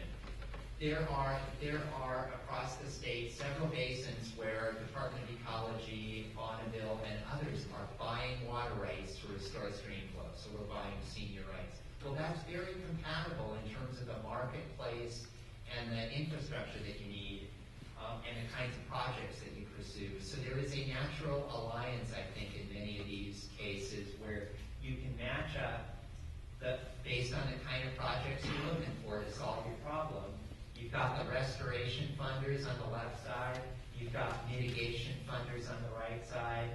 They're buying different things sometimes, but there's overlap in there. And the key is the infrastructure for a bigger marketplace involving buyers from both sides, both restoration and mitigation, can be an asset for you in terms of maintaining that infrastructure. And in the end, the goal is sustainable water management and a better environment. Okay, so that's an ecology picture of a primitive water bank. It's the plumbing that goes into the bucket. Ecology in this instance that's the Trust Water Program holding the bucket. Washington Water Trust manages it. They do it all from the desk. They get calls or emails from folks at the county who are looking for building permits. They just send the request from Port Angeles to Seattle. There's a payment. The mitigation certificate comes back. People go out with their building permit and their mitigation certificate. It's all reported right there. So you can get these things designed very streamlined. This is much less painful than the process we go through in Yakima. Okay, so project-specific water banks are something you might think about here, and this is right up at the end. And we've done, this is closer to mitigated permitting as it may have been done in the past, where terms are negotiated specifically. The variation here is that, like in the case of Methow Valley Irrigation District or this J.P. Roan, this is one of the water banks in Kittitas County, is we've got a defined project and an interest on the part of ecology, in the case of MBID, where we're looking to fund a new water system for this irrigation district that I spent a good chunk of my life litigating with over waste of water. So we're partners now, and what we did was draft an agreement, a trust water agreement, where they surrendered all their water, conveyed all their water to ecology to manage in the trust water right program. And in exchange, we give them new permits to operate the new water system that we and other funders, Bonneville and others, are funding so that they can be better citizens in the Methow Valley community, using less water to do the same stuff they've always done. The key is, it's really to illustrate the trade mechanism here. It can be as small as a project. And the Trust Water Program can hold the water right, and we issue new permits. Money can come in from wherever. So whether ecology is a funder, or Bonneville is a funder, or anybody else is a funder, it's just a way to bring this mechanism of a water bank together that lets money, authority, capacity to work the water management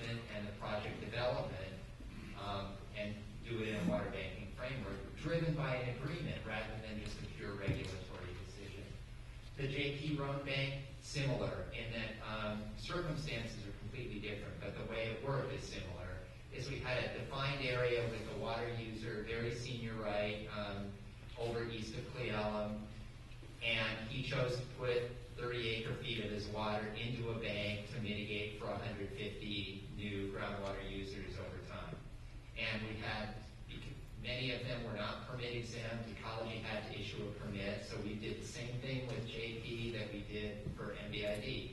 We took the water into trust, we wrote new decisions backed by the mitigation that we held in the Trust Water Right program, and then set up a transaction process that let people work with JP and the county to distribute the benefits to anybody who is needing a permit. And the difference there, instead of getting just a mitigation certificate, they get a piece of the water right permit that we gave JP Roan. So, because they're not permit exempt, these people need both mitigation and a water right permit. So JP pre-positioned all that with his proposal. He got the permit that would serve those people their water later on.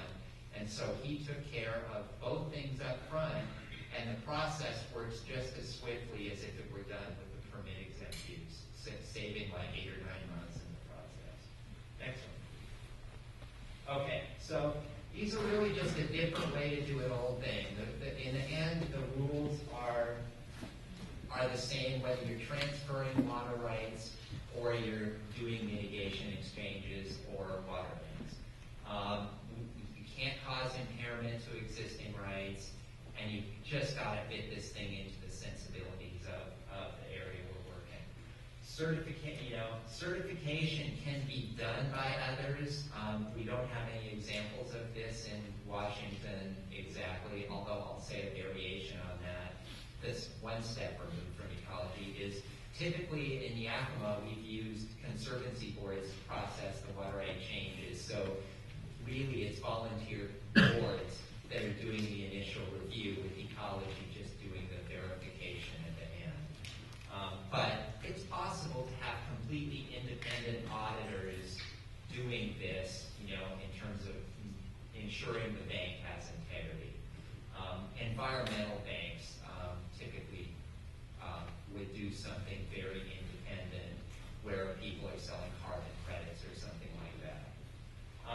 In the Western U.S., if you look at the examples, and there are many, you see banks operated in different levels of participation and partnership by states, local governments, irrigation districts, groundwater districts, NGOs, non-governmental organizations, and even private parties. I mean, in the simplest form, a farmer could choose to sell off a little bit of his or her water right, a piece at a time, and just slowly reduce his or her water use.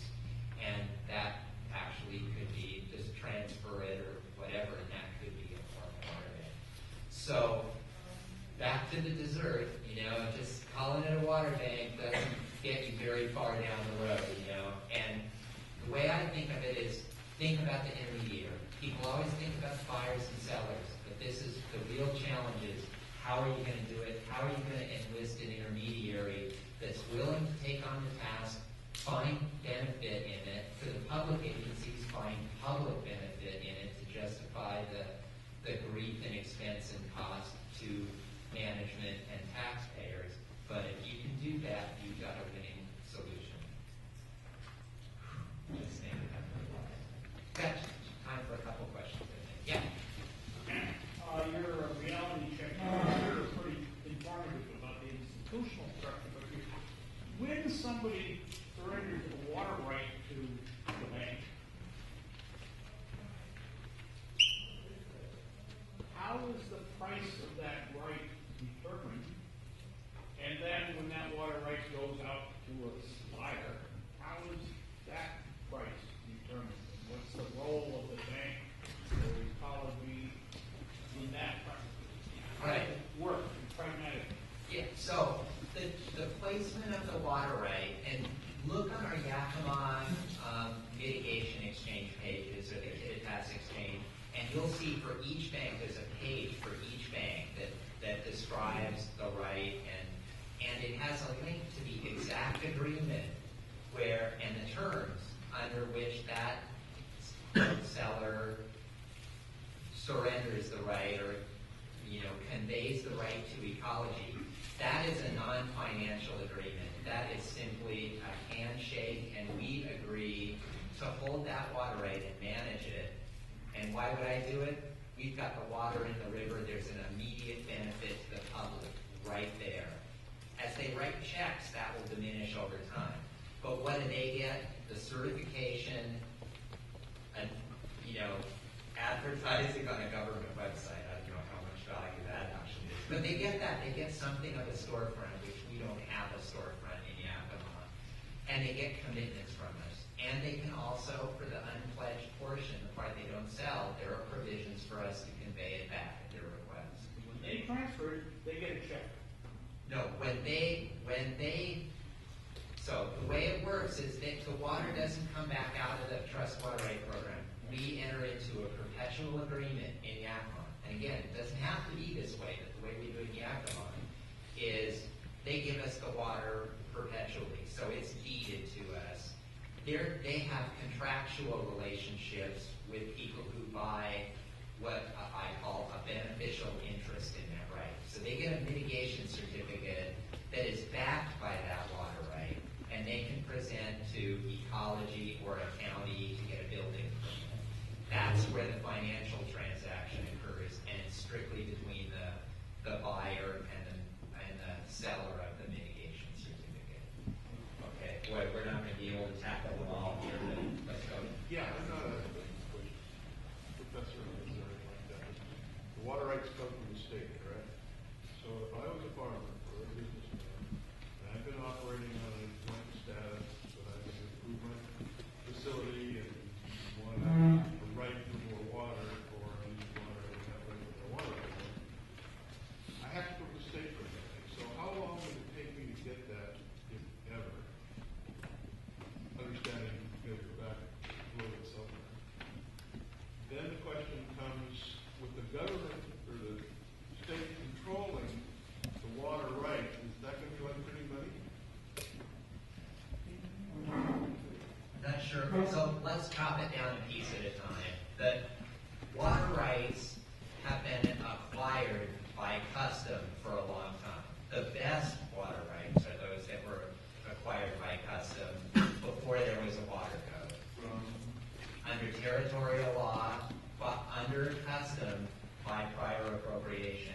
Since 1917, you either had to be permit exempt or you had to get a permit from ecology or its predecessors for surface water, and then 1945 after. The permit exempt uses can't be changed, so Bill explained that earlier, they can't participate in this. What I'm having trouble with is, so that's where these water rights come from. I'm not sure what to do with the governmental part of it. Well, if I need a water right today, Yeah. you commented on free water rights from the government. If I applied for one, would I ever get one? I think that's where the basic closure. Yeah, that's my point. If you can just get a water right, there's not much of an opportunity for a water bank to sell you mitigation. So you can That get. option closed down now? Do I have to wait? In Do I have many- to go through one of these? No, in many places in the state, and I'm just describing this as, this is a precondition for a bank, is you need some kind of limitation on allocation of new rights. So there's gotta be a need for some new water user or an existing water user. I mean, the big market in Yakima are people who came after 1905 who don't have the reliability that they need. So they've gotta go to the pre-1905 water right holders to get it.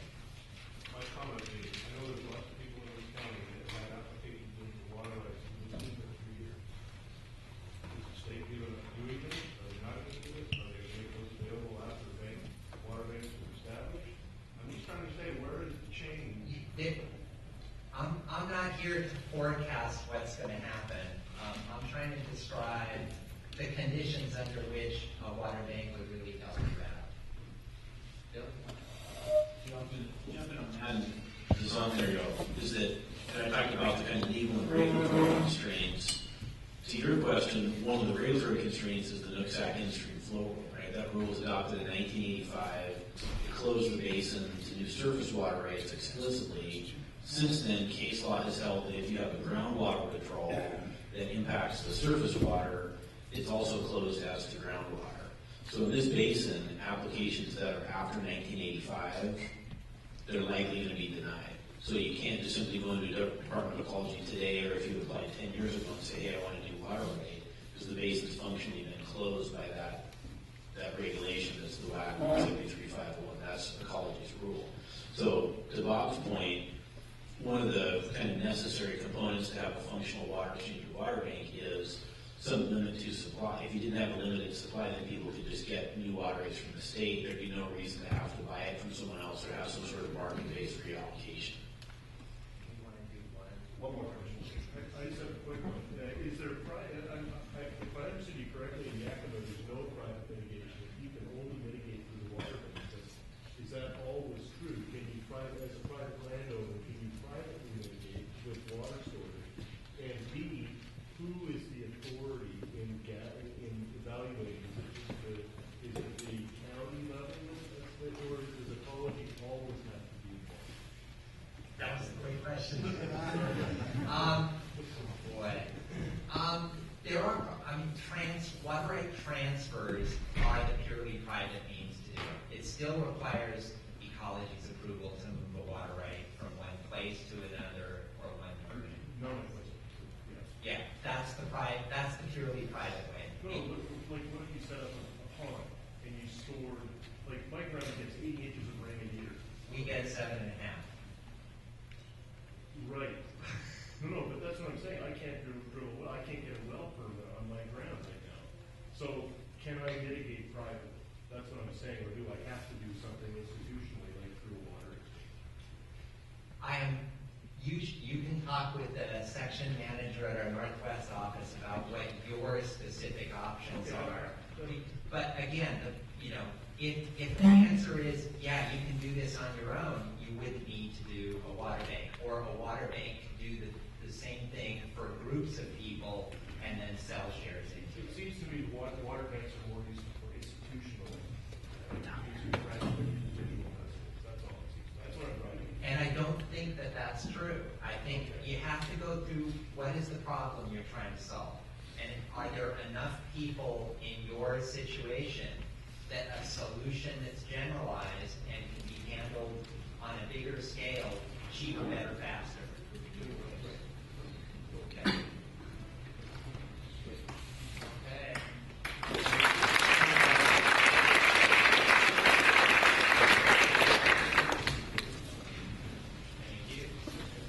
Okay.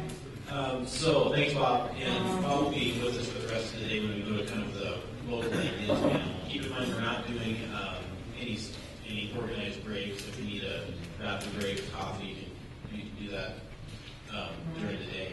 So our next speaker is Adam Gravely. Adam's an attorney in Seattle with a firm called Van Ness Feldman. He's a specialist in water rights matters, has represented a variety of clients, whether they're agriculture, business, municipal, on water rights issues. As I gave you the shorthand description of Bob, that he's a utility player when it comes to water rights. I'll give you my observation on Adam, and it's, the idea that the only thing worse than having a meeting or conference call with one water rights attorney is having a meeting or conference call with like 20 of them, right?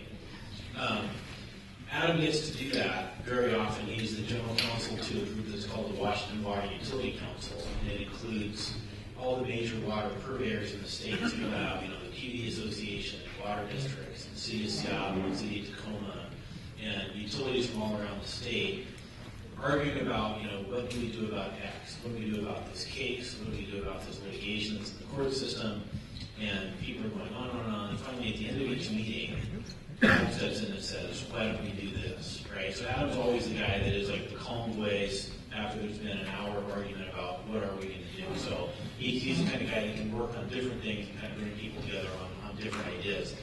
He also has had a lot of interesting experience on water right permitting and water banking issues. So he's going to talk about kind of some of the specific laws that you have to deal with. As you get the sense of this water banking, water exchange idea, it can be somewhat abstract, right? You have the seller of a water right, you have the buyer of a water right, you have an intermediary, but you also have to with the laws. So Adam's going to talk to you about what those are and then give you some examples of how they've been applied. So please welcome Adam Grafley.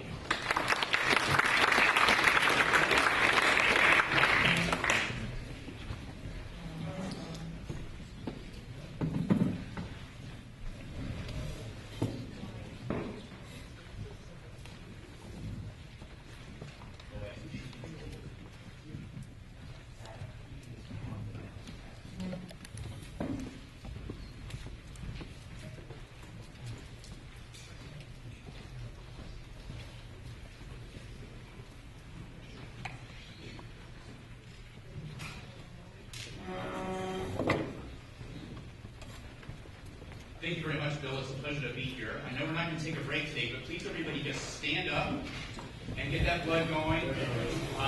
There you go. You've been in class for how long? A couple hours? A lot of experience.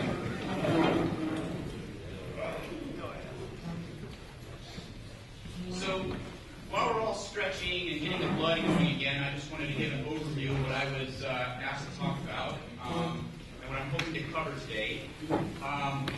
And I've really enjoyed some of the questions. What I'm going to try to do is address some of the questions that have come up along the way that might fall into what my presentation is here.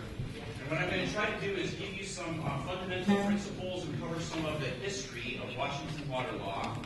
My challenge is always, I find that first part to be endlessly fascinating, and but we need to move through that expeditiously to get to these other points.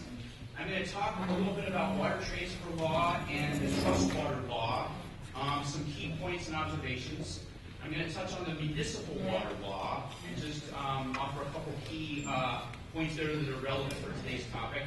And then I'm going to touch on municipal involvement in water banks and give you 3 examples that I've worked on that I hope will give you some kind of concrete examples of this abstract concept that we're talking about, water banking. So, Western water law. I'm sorry, I'm having trouble here with my. All right, there we go. Okay, so as Bill and Bob both said, we have the prior appropriation water law system here in the state of Washington and in the Western United States. The prior appropriation system is grounded on the fundamental principle of beneficial use of water. Your water right validity is based on, your water right quantity is based on beneficial use of water. The whole idea of settlement of the West and bringing the resources to bear was to use the property, settle the land, use the water, and our water code is designed to facilitate that and to put the premium on use of water and not on holding it for speculation. The other key principle is, of course, the priority idea.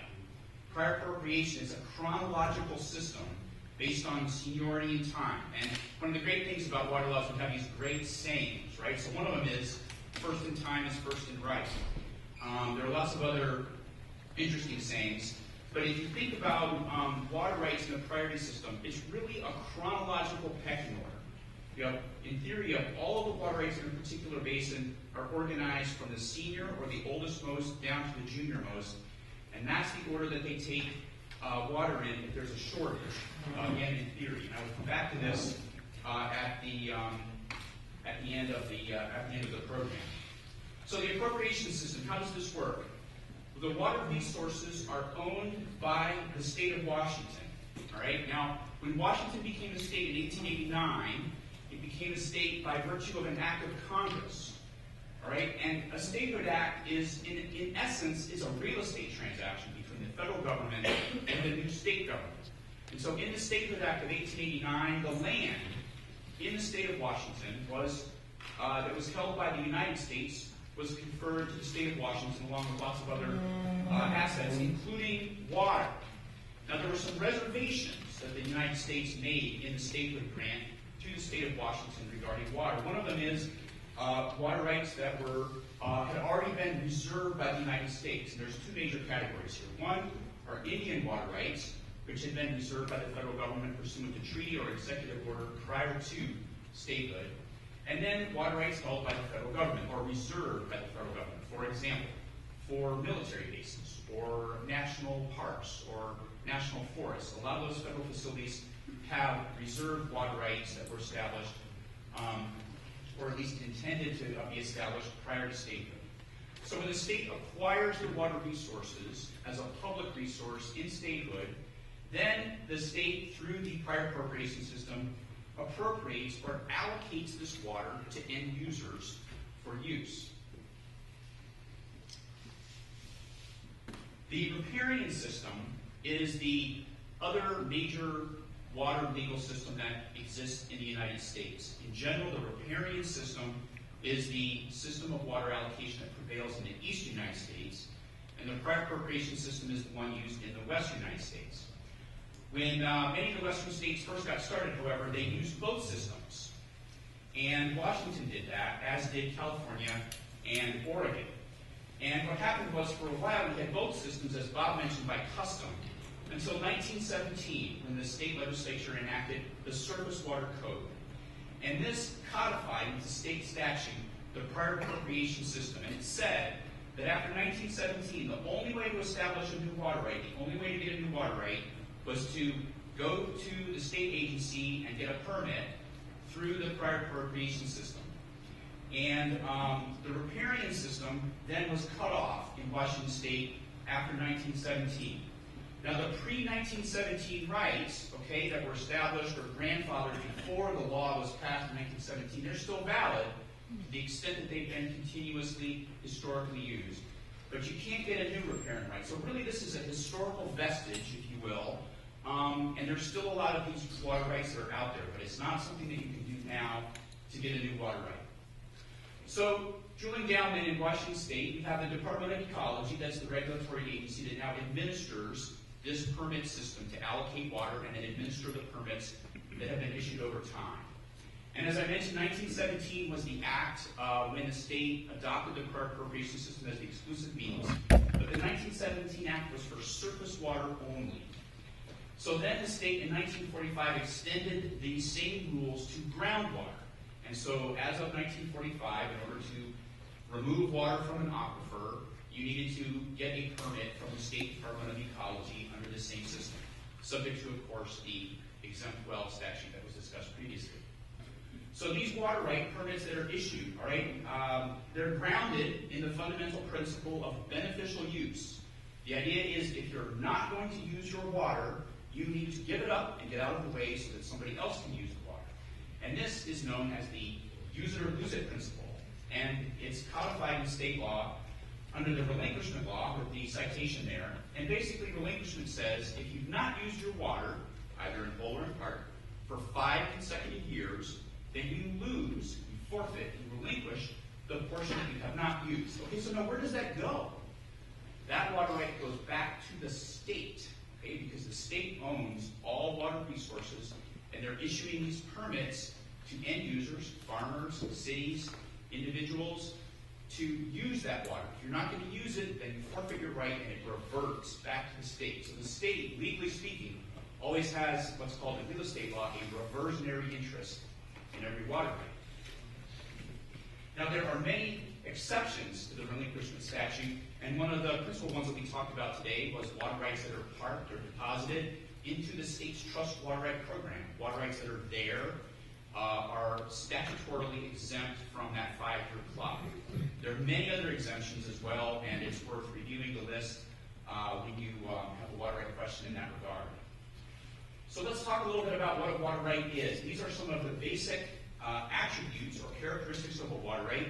And if you pull up a water right certificate or a water right permit, you will see boxes or sections of the permit that provide for all of these elements.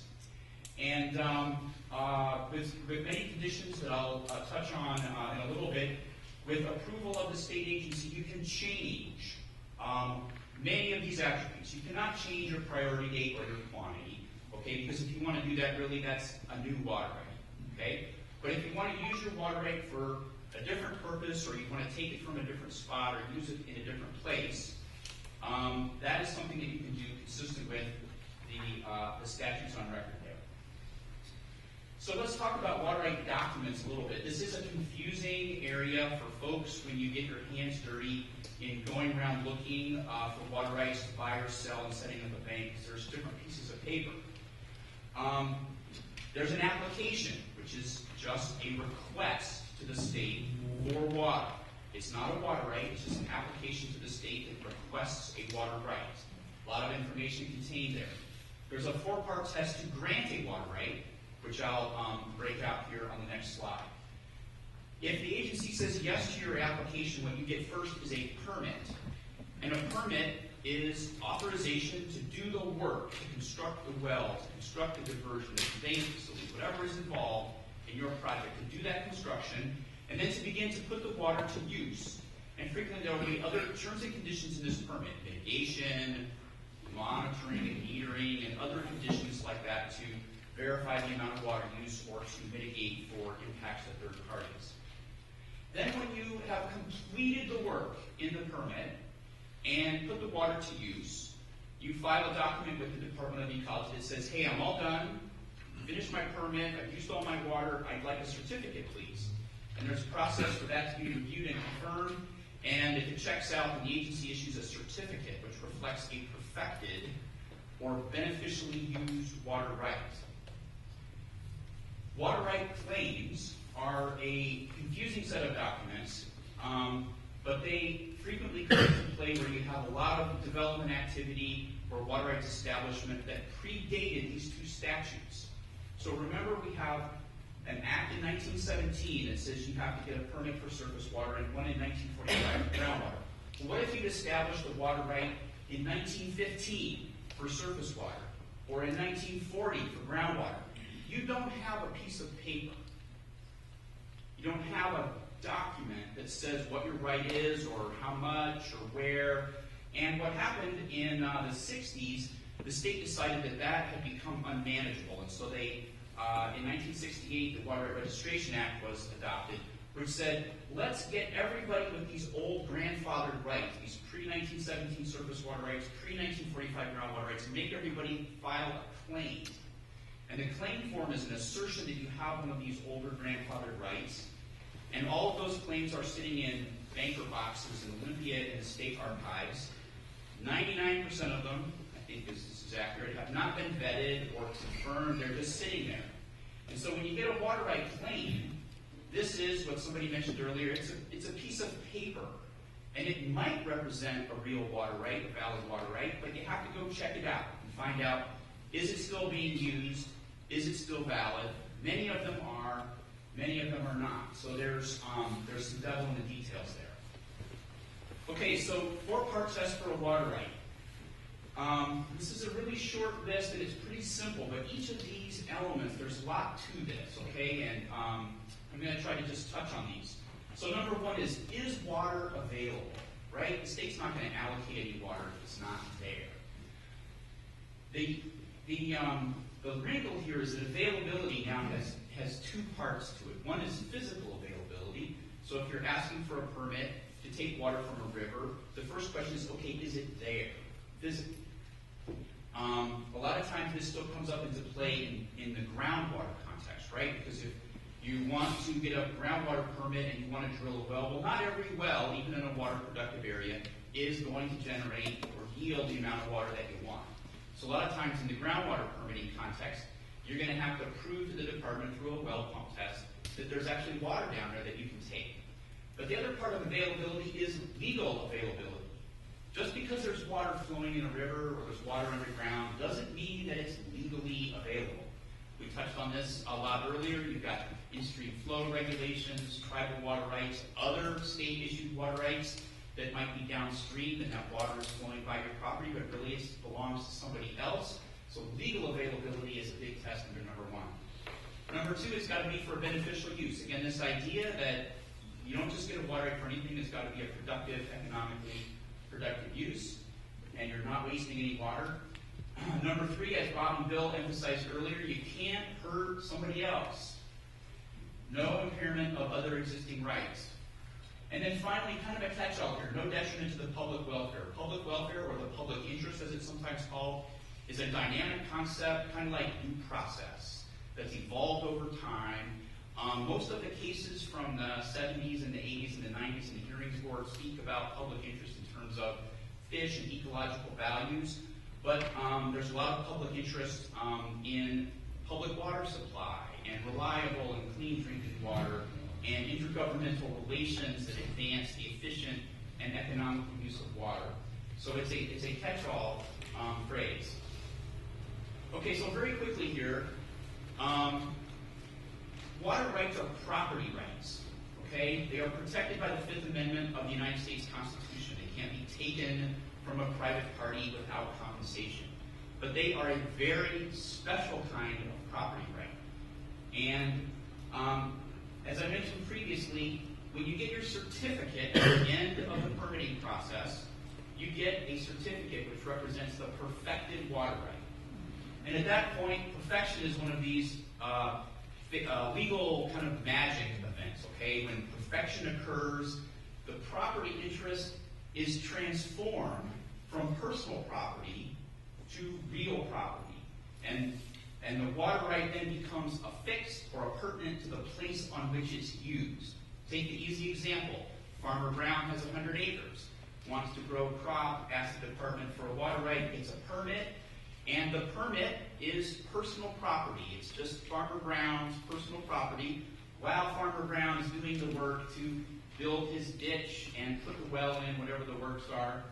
Then after the use has occurred, the beneficial use has occurred, and the department issues the certificate, this perfection event occurs, and the water right then becomes real property that is appurtenant to the land on which it's used. All of this is talking about the water right, which is distinct from the molecules of water, which is a different kind of property. It's a different thing, okay? The water right is your legal right, your legal authorization, that's what I'm looking for, your legal authorization to remove water from the source. That's what a water right is. Once you have a water right and you do remove water from the river, then you have these molecules of water, physical water, that are in your possession. And they might be in your pond, or they might be in your storage tank, or your pipe. Those physical molecules of water are your personal property until you relinquish them back to the natural environment. Another word that's very much a part of the jargon of water rights is the word inchoate. Inchoate, just in the dictionary, means something that's incomplete or not fully formed. That's what a permit is, right? You get the permit, you haven't completed your beneficial use yet, you haven't completed your water right, you're working on it, it's incomplete. Once you perfect the water and you get the certificate, the inchoate phase comes to an end and you've finished. Now, a wrinkle that came up in our state water law over the decades was that for many cities and some other types of municipal water suppliers, for reasons of administrative convenience, the state for many decades issued certificates to cities and other water utilities prematurely when the works were built. So let's take an easy example. City of Gotham asked the Department of Ecology for a water right for 100 acre-feet for their city, and they're going to pull the water out of the river. And they get the permit, and they build the diversion works, and they take out the first unit of water. Not all 100, just the first unit of water. For many, many decades, the department said, okay, we're going to issue you a certificate to reflect the perfected water right, even though full beneficial use had not occurred. That means that those certificates, which we call pumps and pipe certificates, because they were issued when the pumps and pipes were put in, but before the water was used, the portion of that certificate that's not yet used, we call the inchoate portion. And water utilities generally have one or more water rights that have inchoate portions. And it's very important to cities and other water utilities because that's the water for future growth, particularly in an environment where there are no more water rights being allocated by the state. Okay, so how about if I just pause right here because I'm about to dive into transfers and the trust statute. But are there any questions just about this, just on this background section that we had? Yes, sir. Does Inco have the same time dimension that is first in time, first in right? Yes. Yes, sir. Covered Yes. by that. You said new water rights on your sheet, and I'm wondering what about the people who have the water rights that were granted grandfathered in, what if they are affecting the water in a non-beneficial way that is affecting the tribes? So I understand your question to be, what if there is a state-issued water right, the exercise of which impairs a senior tribal water right? Okay, Right. is that your question? Yes. Okay, well that sets up a conflict between two water rights, and you would have a question about whether impairment is occurring and when it's occurring and how much it's occurring, and there are, a variety of cases like that, and if all of the facts are proven, then, and there aren't a lot of cases like this outside of the general adjudication context that Bob mentioned, like it's going on in the Yakima, but the senior water right can get a court decision against the junior water right, but there's a lot to prove. So there is a legal system set up to handle that kind of dispute. So the tribe is not just guaranteed the right, they have to hire lawyers to prove that. It really depends on the context. This is very specific on the context in which it comes up. Frequently there will be other federal or state agencies that are involved. So it's difficult to give you just a quick answer like that. Yes, sir. Last question before I move on. I have 10 water rights. I've been using 5. 5 years I haven't been using the other 5. What gives me the right to sell them when you tell me they have to put to beneficial use?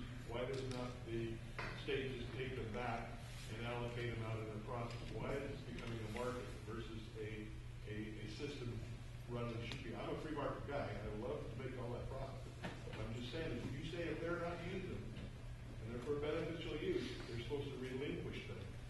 It does not say sell them. They're supposed to go back if they're not using that right. I'll tell you what, I'm going to answer part of your questions in my next slide, sir, so maybe ask me again if I don't. But let me just clarify one thing here. I didn't say that you are supposed to relinquish your water right. The water right is subject to the reversion to the state if it's not beneficially used. The relinquishment law has 30-some exceptions, okay? And there are a lot of other provisions that allow you to, like the trust water right program, principle 1, that allow you to safe harbor your water right to stop the clock from ticking. So I don't think the supposed to is, it's just it's a legal jeopardy, it's a risk, okay?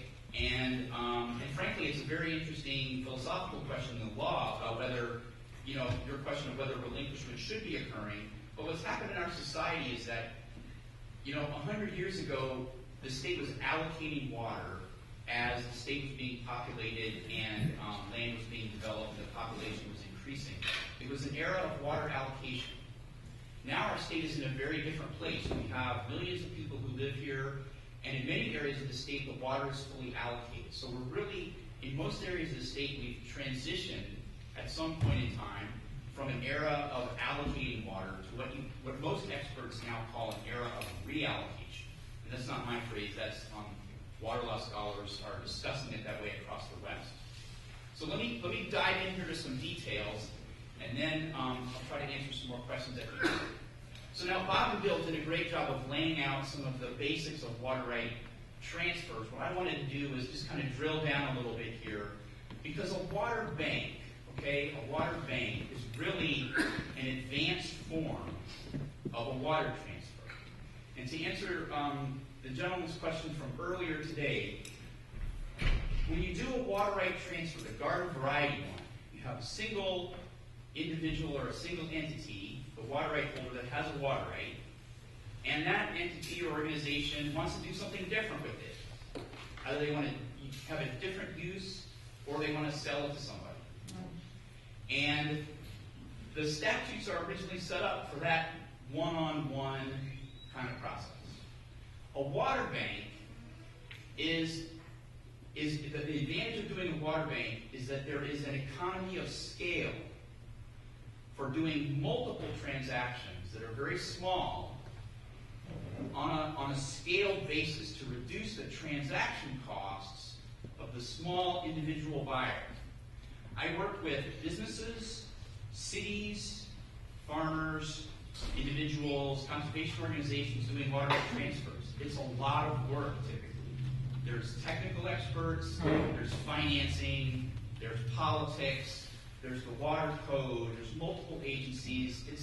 And if you have a hard application, in other words, if you're dealing with third-party impacts, problems that you need to solve, all right, there is typically a need to hire consultants and other experts to help you answer some of those questions, like groundwater science, okay? A lot of times the question is, if I pump this well, what's going to happen? Well, you got to hire a groundwater scientist to do a study to give you some kind of an answer or some characterization of what your impacts of pumping your well are going to be. If you're doing a one-on-one transfer, you have to do all these things by yourself. If you're in the water bank and you're scaled, the transaction costs can be way lower for the individual person who doesn't have to go out and chase all those details on his or her own. So, to go through this somewhat quickly, I wanted to give you really the water right transfer statute. It's pretty simple in that there are some basic fundamental principles. No impairment of third parties.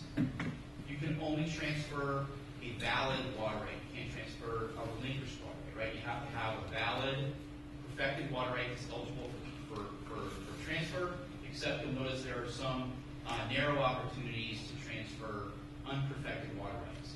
But there's also a lot of nooks and crannies and complexity to this that mean that you really need to study this when you're thinking about doing a transfer to see whether your idea might work or whether there's options for how you might proceed that you can analyze.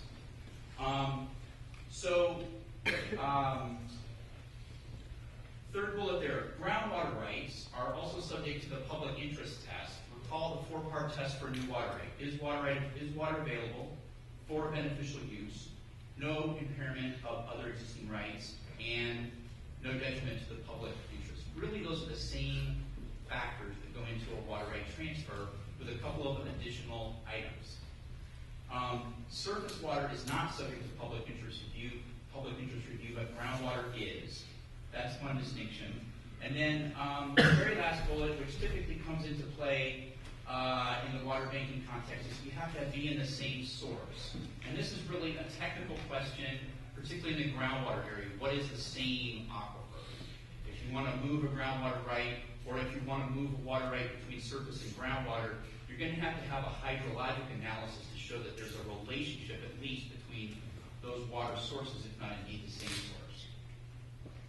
So trust water. Okay, at its basic level, the Trust Water Program and moving a water right into the state Trust Water Program, it's a water transfer.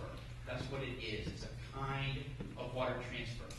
But what you're doing is you're transferring the water right into the state of Washington's Trust Water Right Program. The statute is very beneficial to water right holders. There's a lot of concern around the state. I've spoken about this subject across the state. A lot of concern, and don't get me wrong, it's justifiable. You know, water rights are private property. You own your water right. It's usually tied up in the in your livelihood or the operation of your business or your farm. It's a valuable asset. So if you're going to move it to the state, you want to understand what you're doing before you do that. But by statute, water rights put into the trust program are exempt from relinquishment. So that 5-year use it or lose it clock is not ticking while it's there. Plus, the statute also gives water right holders a lot of flexibility and control to define the terms of the donation or the placement of the water right into the trust program. There's two basic kinds of donations to the trust program, permanent or temporary. The permanent one says I'm going to put this water right into the trust program for perpetuity. Typically, that involves a conveyance or a deeding of the water right to the state of Washington. Most of the time, this is done when you're mitigating an impact, and you're going to take a water right that's equivalent to your impact, and you're going to deed it to the state, and that satisfies your mitigation obligation. It also might be part of a larger restoration project. Bob talked about bringing in fish restoration, ecological partners into your mix. This is one way to sort of make the problem bigger is to bring other people in who have assets, who have an interest, and can make a transaction go forward.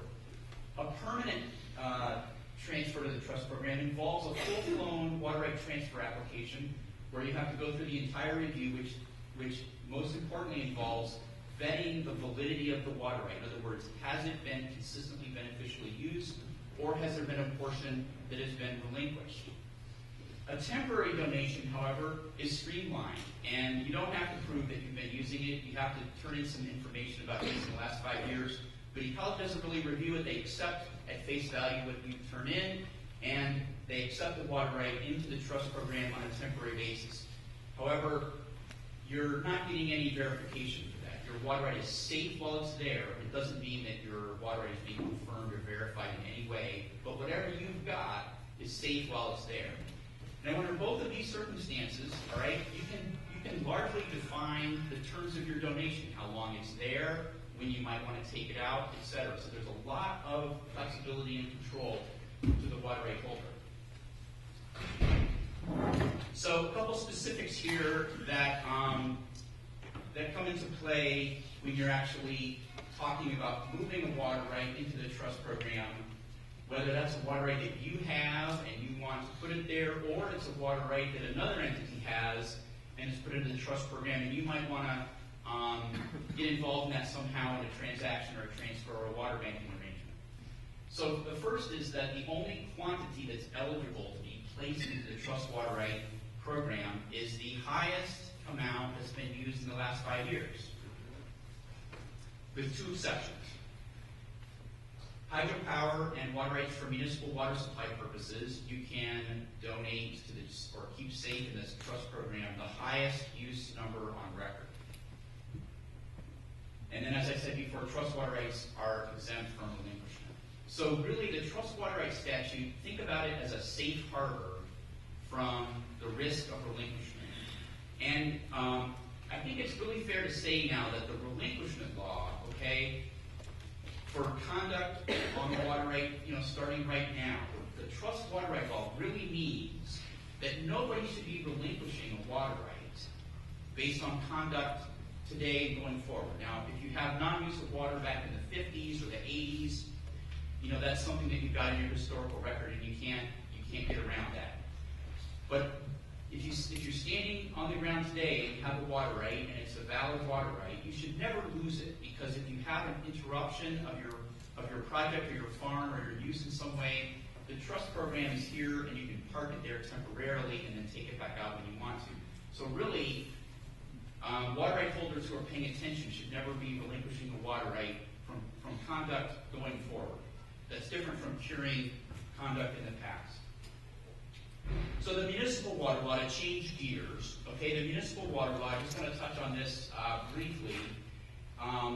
The municipal water law was enacted in 2003, and it's a long and complex act. It has a lot of pieces to it.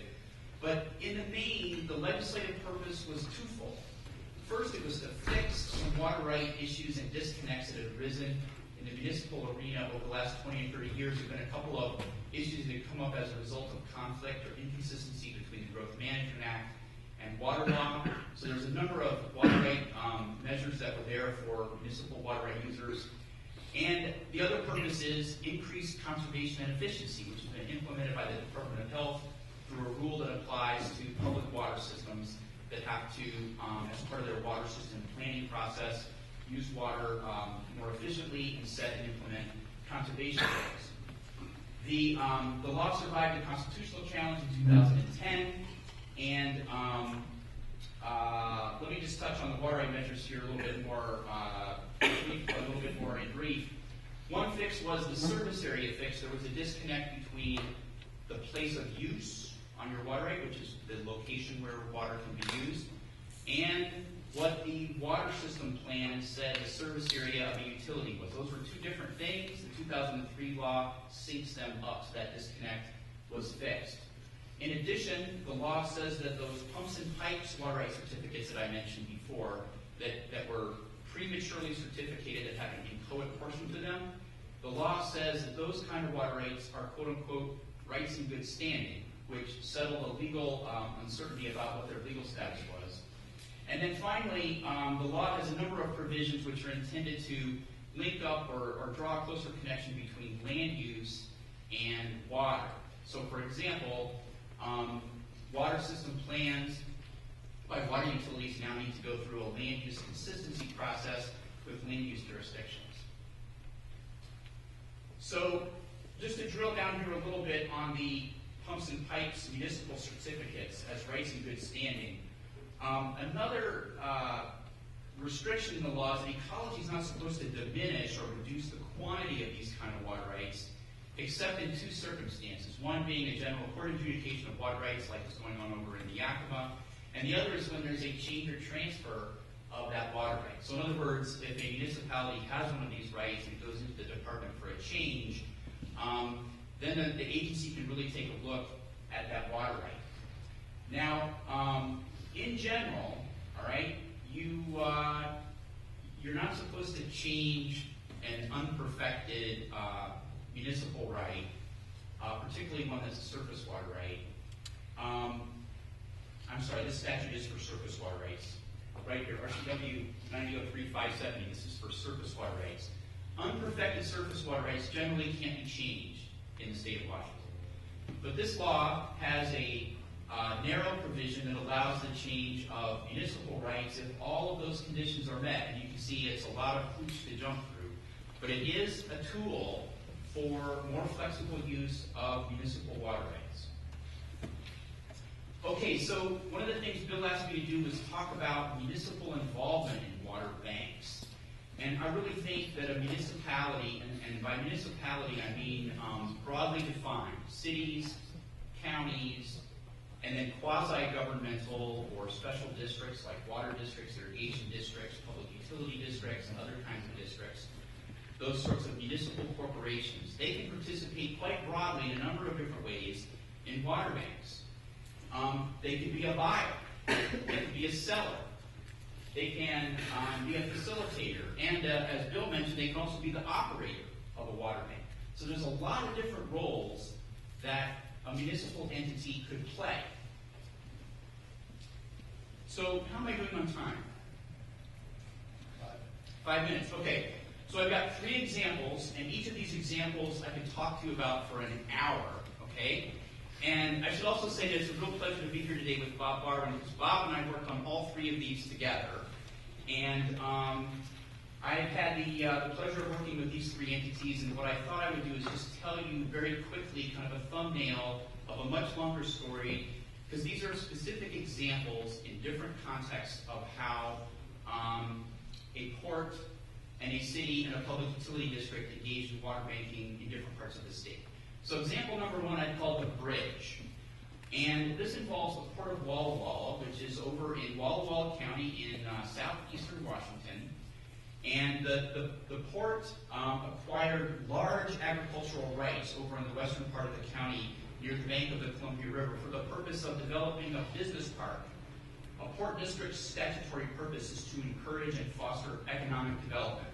And the Port of Walla Walla's program is to develop and entitle a business industrial park over in this area. It's a zoned industrial area, and there wasn't much activity going on in the land there, and the port saw it as a way to renew the economic base of the county. And so they acquired these large agricultural rights, and their idea was to use them for industrial purposes at the business park. But they didn't have any businesses yet. First they had to construct the property and get it set up so that businesses could come and locate, and they're now in the process of recruiting manufacturing businesses to this location to add jobs to the county of Walla Walla. So they had these large agricultural water rights, and the purpose of the agricultural water rights was no longer there. And so the water rights are now at risk of relinquishment, right? They're not being used. Okay, so tick-tock, tick-tock. So what do? Well, we first go to the Department of Ecology and we file change applications to change the purpose of use from agricultural to industrial so that these rights will be set up or pre-positioned to serve the industrial customers when they come to town. Then we deposited those water rights into the trust program in their industrial form, in their industrial status, so that they would be safe from relinquishment. In addition, we entered into a 10-year lease with the Ecology Office of the Columbia River that's doing the mitigated permitting that Bob described. And so the port has leased their water rights to the state of Washington for the Columbia River program for a 10-year period. And the lease provides that if the port needs them for industrial purposes, if a large business comes and they want to locate there, the port can exit from the lease in whole or in part and pull the water rights out of the lease and, with notice, out of the trust program. So here's an example of the port defining the terms of their donation. So the donation that the port made was to say, look, we're here to serve industrial tenants when they arrive, and if one does, we're going to give you notice and we're going to take our water right back. And there's a structure in the lease. If there's early withdrawal, there's actually a payment by the port back to Ecology to pay for that early withdrawal. So this is an example of a bridge from the port as a project developer. They needed a bridge to get from their early stages of planning to when they need the water, and we were able to come up with a win-win. Example number 2 is from the Yakima River Basin in Kittitas County, the city of Roslyn. This came up earlier in the conversation. This is really a 15-year story here, and it's quite interesting, and I wish we had another couple of hours, and Bob and I could regale you with more stories. But in short summary, okay, this is a specific example of the pain, the harsh result that can happen under our prior appropriation system. First in time is first in right, which means that the senior water rights take first, and the junior water rights take what's left, and a lot of times there's nothing left. So as Bob described, in the Yakima River Basin, the priority date of 1905 is the pivot, because that's the priority date of the United States water right. And typically in a drought year, water rights that are junior or after 1905 get cut off, either in whole or in part, when there's a drought. The city of Roslyn had a single water right for drinking water for its citizens, and its priority date was 1908. So in the severe drought of 2001, the city of Roslyn received a letter from the judge in Yakima County ordering them to turn off their water supply, their sole water supply to their citizens. And that's when I got involved. And to make a very long story short, we managed to, through various court procedures, buy enough time to come up with a strategy to mitigate, to set up a mitigation program. And so what we did was, the city of Roslyn actually got a grant from the state of Washington through the grant funding process that the Department of Ecology has, and they went out and they purchased 2 water rights on the private market, 2 irrigation water rights from farmers on the private market, private transactions.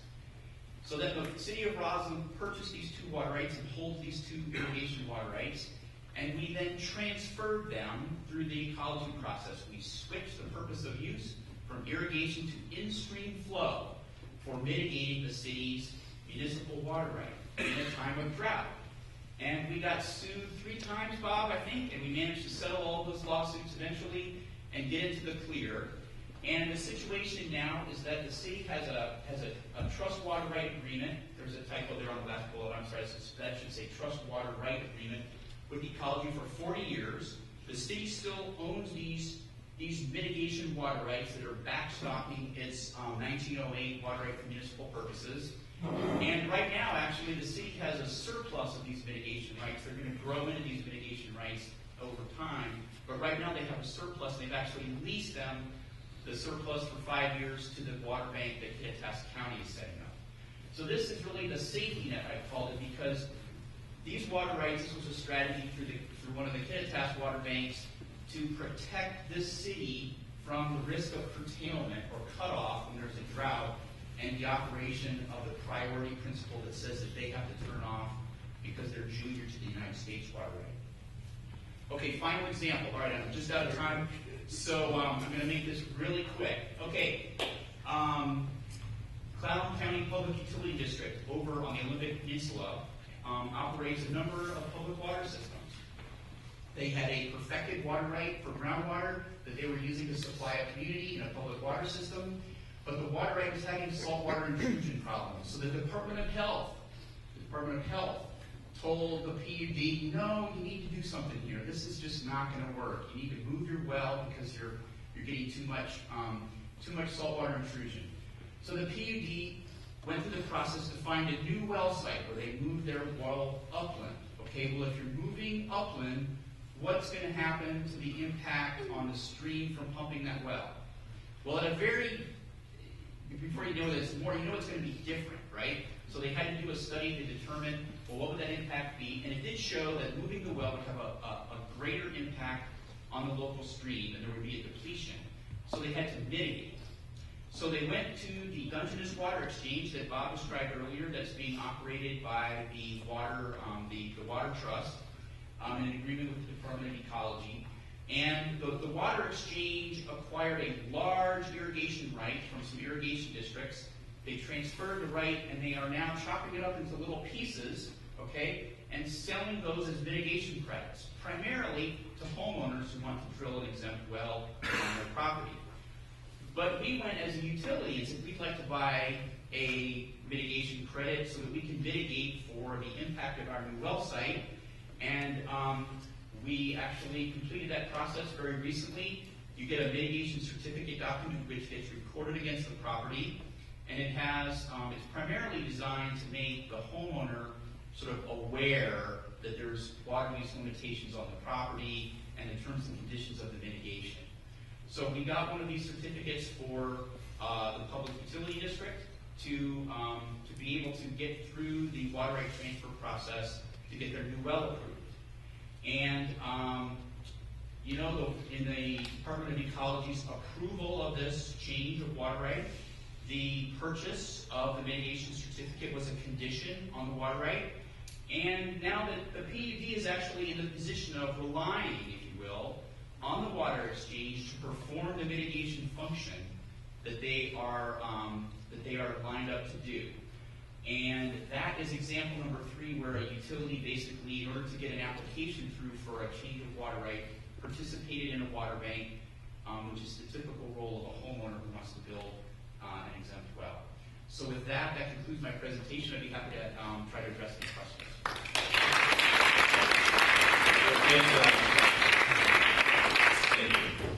So we're going to have to cut off questions to Adam right now. And what we're going to do is this. You may have noticed what we're actually doing is we're taking a one-day event and we're cramming it into half a day. You do that by not providing any breaks and not providing any lunch.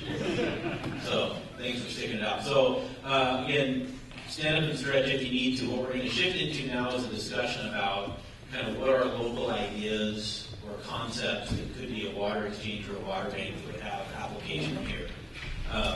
We have some folks in the audience that are going to be briefly describing kind of project ideas or concepts, and then Bob and Adam and myself are going to kind of ask questions and talk through some of the concepts that would be applied, including clarifying, who's the depositor of water, who would be the intermediary, how will water come out of this water exchange, some of the permitting and legal kind of issues and things like that. So one thing I had a request to do before we move to this session is, obviously there's lots of folks here today that are interested in this subject, and folks are interested in finding out, where are you approaching this issue from? So I'd like to do a show of hands exercise. If your interest in water exchange or water banking or water supply is primarily for agriculture, could you raise your hand? Agricultural water uses. Okay, what if you're in the municipal sector? Your municipal purveyor, need water rights for municipal use. What about in-stream flow? Environmental in-stream flows, travel rights, things like that. Okay, and what about anybody else? Non-governmental, non-profit? Okay, so we've got a mix of everything, a little bit of everything. Okay. So we're going to shift to this last session about, kind of specific local examples and concepts. The folks that have these ideas are going to briefly describe their concept in 3 or 4 minutes. We're going to have a brief discussion about each one. Henry's going to be on the clock to make sure that we give airtime to each of these local ideas and don't spend too much time on each one, which we will not be able to, unfortunately, just because of time constraints. So you can hear the clock beat and say he's ready to go. Why don't we have folks, as they wanted to know, he's serious on the time. Why don't we have folks as they're ready to just discuss their idea to the group, come up here, and then we'll hand them the wireless mic, and then we'll go from there. Oh, yes. Yeah, okay. Thanks, Brian. So just for everybody's information, both the PowerPoints, the 3 that we've done here today, and then the videotape that's being made of the event today will be made available on the county's website. So if you didn't take every single note possible, that's okay.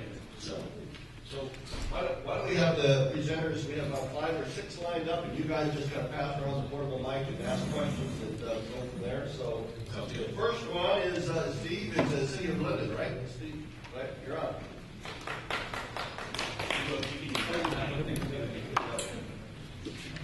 You're on the top. Okay, I'm the Public Works Director for the City of Linden.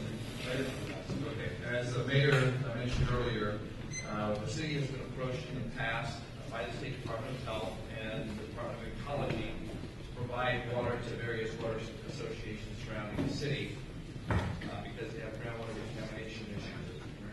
The city was able to work in the past, I guess in 2002, to construct a water line to serve some customers that had ADB contamination. But that was through OCPI, and that's not working very well these days. So we're still approaching a logical choice to handle these associations, but there are concerns about water rights. So we're interested in finding out whether or not an exchange could possibly work for us to be able to serve water to those various nitrate contaminated water associations, and what some of the constraints might be associated with that. I was pleased to hear in the earlier presentation that there's no barrier to city involvement. So with that, that's the question. first question would be, where are you looking for water? I guess the thought we have in. You're on the hot seat. You're on the hot seat. Trying to get off the hot seat. So I guess our thought, we've looked in the past, the studies have looked at PUD as a source, we looked at Bellingham as a source. We even talked a little bit about, is there a way for those water associations to turn their groundwater rights somehow into something tangible that agriculture might be able to use in exchange for connecting to the city. So we're basically an interested buyer on that end, looking for sellers. And so in that sense, it would be dealing with some of the water associations that have water rights. They would then agree to transfer or forego some of their own water rights that would then enable the city to increase its withdrawals. Right? Right. In a lot of cases, those water associations need potable water. Agriculture probably use the nitrate contaminated water, so we see there's some opportunities potentially there. We have our own water rights concerns, this agreement, so we're interested in getting water not only for the city but also to handle these associations. So practical question here is the notion that after this is implemented that the city would be piping water on a wholesale basis to get their associations? Yeah, I think that's why we've been approached by both health and ecology, because we're so close.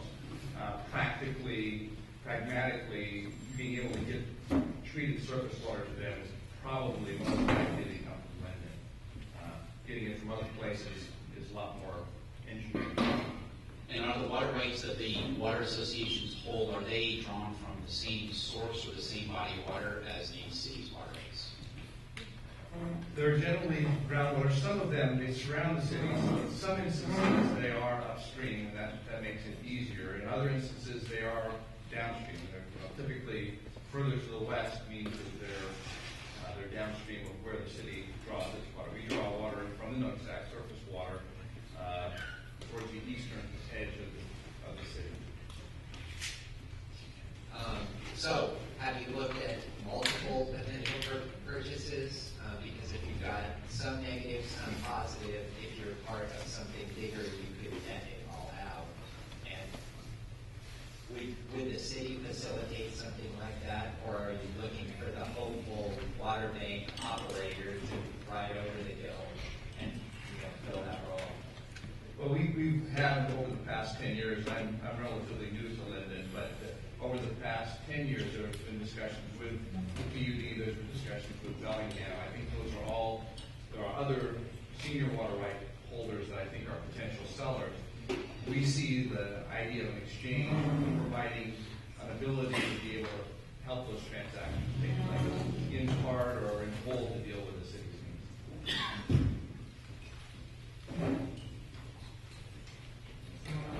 Yeah, still on the hot seat, Steve. And I assume that this probably relates to some of the systems that are very high nitrates. that would have very high treatment costs.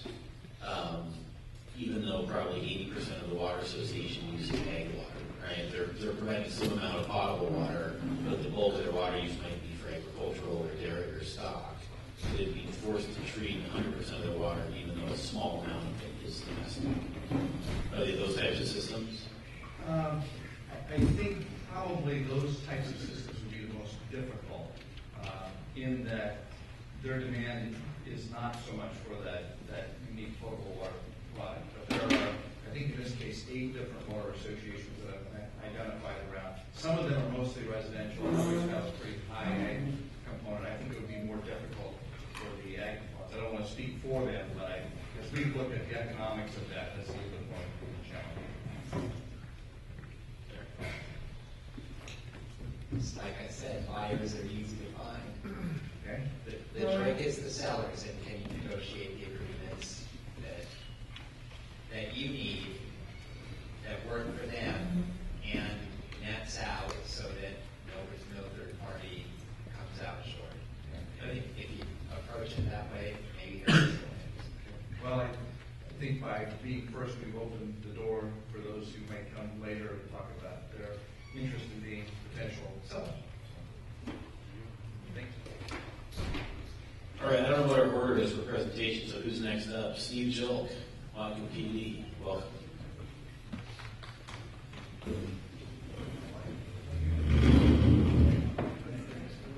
People are waiting to applaud until they hear what your idea is.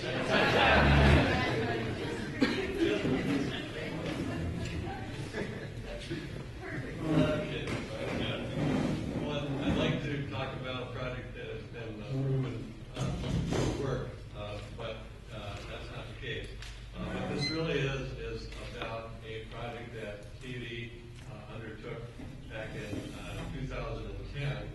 Actually, 2009 we started with the request from the Bertrand Watershed Improvement District and the City of Linden to look at the opportunity to utilize some of the PUD's water, the water rights on the Nooksack River, to serve Bertrand Watershed Improvement District for a couple of different reasons or purposes. One is for irrigation water, and one was for stream augmentation in the Bertrand. And the other was to assist the city of Linden, as Steve Bannon talked about, the city's need to augment their existing water rights. And to just give you a little bit of background, the city, or the PUD, has several water rights on the Nooksack River. And approximately, City of Ferndale is located here. We have one water diversion and a number of water rights to serve that diversion. And then just upriver, 2 miles off of Trigg Road, we have our second diversion and a number of water rights to serve that diversion.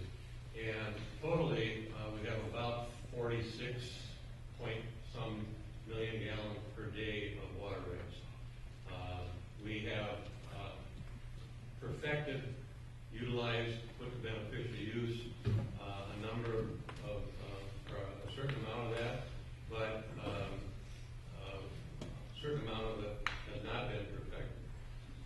Back in 2009 and 2010, when we undertook this investigation on behalf of the Bertrand Watershed Improvement District and the City of Linden, we were looking at utilizing a portion of one of those water rights up at our upper diversion, about 2.5 to 3 miles north of this, or upriver from the city of Ferndale. So what we looked at doing was we looked at 8 different options, essentially classed into 3 different really alternatives. One was to build a water line that would take water out of a diversion at our plant 2, or the upper river diversion, and run a pipeline up and over to serve the city of Linden, and then continue that pipeline and take it up to the headwaters or very close to H Street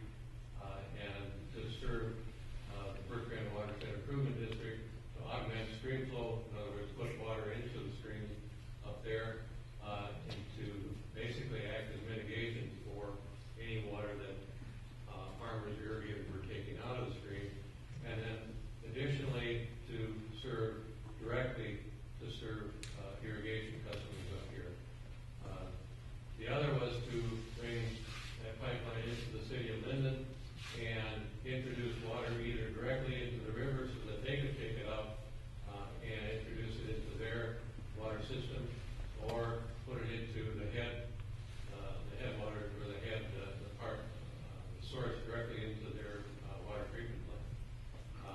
Our water is, even after it passes through our water treatment plant, is still considered industrial grade water. Does not meet potable needs. Very quickly, what we found was that the cost of looking at building a pipeline to serve the city of Linden and to take it up and serve the headwaters and the irrigators at the Bertrand Watershed Improvement District, the cost of the infrastructure was a major impediment to doing that. The second part, we looked at just changing a point of diversion of some of that water right at the city of Linden. That would allow the city of Linden to just use their diversion on the river to take that water and use it. And then a third option was to just move some of that water right up and use that same diversion, but that irrigators and farmers would build a pipeline to take that water instead of the city of Linden. In summary, what we found was the cost of building the infrastructure was a major impediment, and we simply couldn't expect to get any offsetting state or federal funds to bring the costs down for the infrastructure to make that a feasible project to build a pipeline and deliver water that way.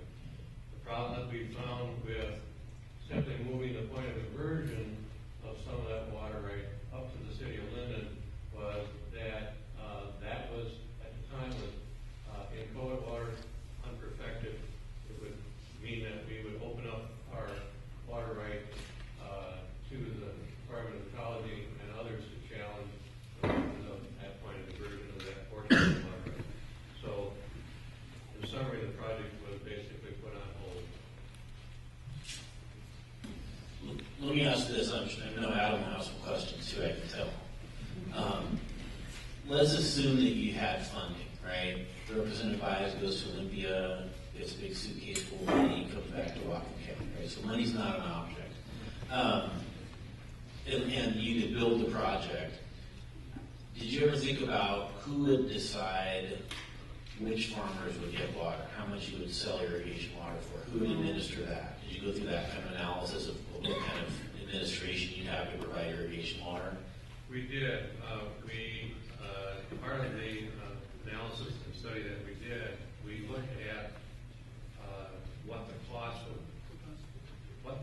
would be directly with no profit built into it for the PUD to actually pump that water.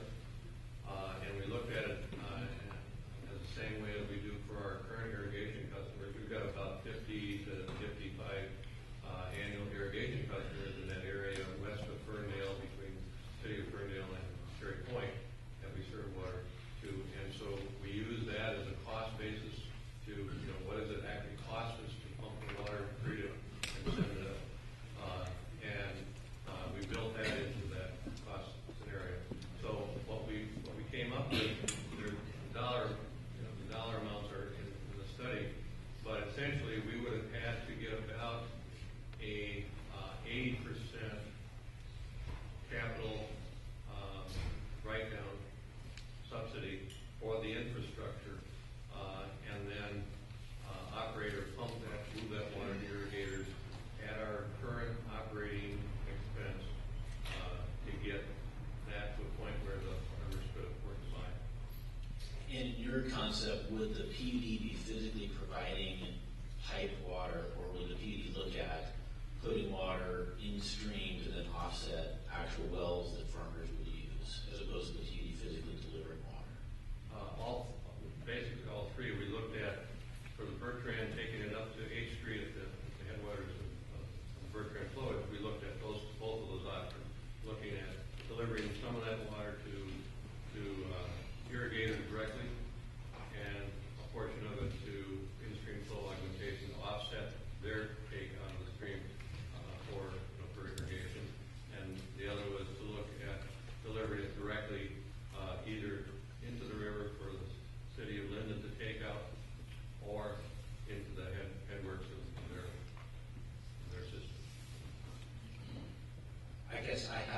observation more than a question, but a scenario like this in some of the areas I typically work, I mean, it's obviously a financial problem. Technical feasibility is there. In a way, I mentioned in my presentation, funding partners. So if one were to design the demand to be flow restoration and you had a source of funding to support flow restoration, that could narrow the gap, and it would be the kind of thing that if you've got listed species or interest in the legislature in capital funds for dedicating part of that water to flow restoration, it might make you'll have less water to meet demand, but you still could come up with a potentially financially viable project. And one of the things that Bertrand Watershed Improvement District has looked at for years, and Henry could speak to that much better than I could, but the issue with Bertrand Creek itself, about 45 to 50% of the surface flowage area, surface water flowing into the Bertrand Creek is in Canada. So the ability for folks on this side of the border to control what comes across the border is zero. And so it might create a great opportunity for state involvement to assist with that. It's different than many of the other areas around. Consistent with more partners can help. You make the problem a little bit bigger to bring more potential helpful partners in. Good, thanks. All right. Bellingham, City of Bellingham, Claire. Welcome, thanks for coming. Sure.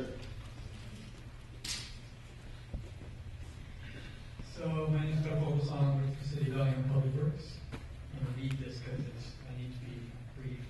Bellingham has a water right on the Middle Fork of the Nooksack River. The water is diverted into Lake Whatcom to back up the city's main water supply from the lake. In the past 10 plus years, we've explored several options for using a portion of that water, Middle Fork water, downstream at various points on the main stem. The uses that have been considered over that time span have included creating redundancy in the city's water supply system. I can answer questions on any of these later. Placing water in trust to protect in-stream flows. Working with DOH and Linden to address contaminated well issues. Working with Linden or at least exploring with Linden the possibility of supplementing their water supply. And our initial and primary interest has been to provide water to irrigated ag. Early in our consideration of providing water to ag, we determined that a water bank would be the best mechanism for conducting the water transactions, and we have since participated in several years of discussions on the topic. Also in the process of exploring these options, we have had various discussions with the Department of Ecology on how we would transfer the water, and there are some major issues with transferring municipal water and using it for irrigated ag would have to be overcome before we can proceed with that. Our ideas for how we could give water to irrigated ag users paralleled in some respects what Steve has talked about, and that has been using Linden's water supply system to get that water at least out of the river and available. And we came up with the same issues of the infrastructure needs that would need to be put in place in order to get that water to irrigated ag are pretty substantial and are fairly non-existent right now. And so, again, this is at least part of this is put on hold and continue to problem solve it.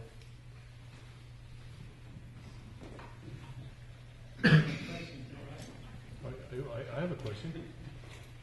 I have a question. In that, do the water rights transfers have to involve a physical transfer, or do you make a notional transfer? If the city of Bellingham stops withdrawing from the Middle Fork, and then it flows down the Middle Fork, can it be withdrawn under the water right transfer? Can it be withdrawn further down at Linden, say, for example? I mean, it seems to me. Water right transfer process, yes, you can. Okay. Change the point of withdrawal, but it is.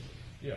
Okay. Sure. So what we're talking about is a change in point of withdrawal. Yeah. Typically, downstream ones are easier. Sure. Upstream, you leave the water in the river longer, but you can do that certainly. And feel free if anybody has questions for the presenters as well. Yep.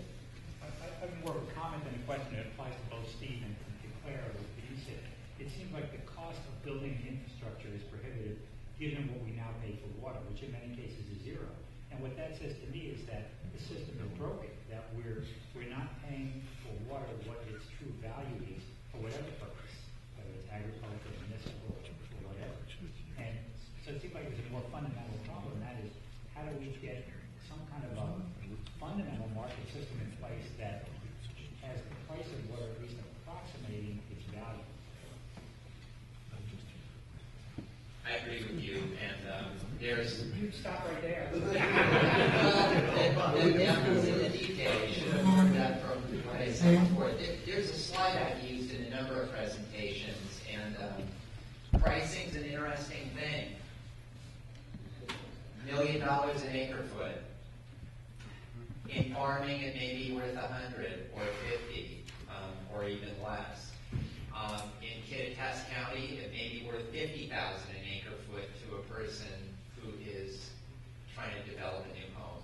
The trick in all this to close the gap is to take advantage of that perceived difference in value on the buy side from the sell side.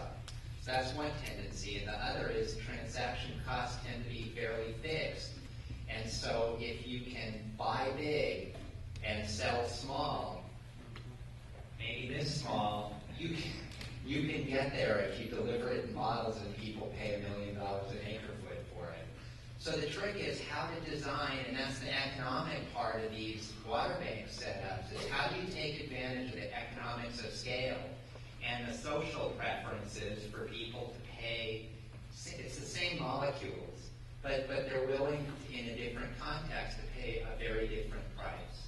And how you put that together is what gets you there to close that gap. But not every gap, not every deal between buyers and sellers is going to happen in the marketplace that we have now.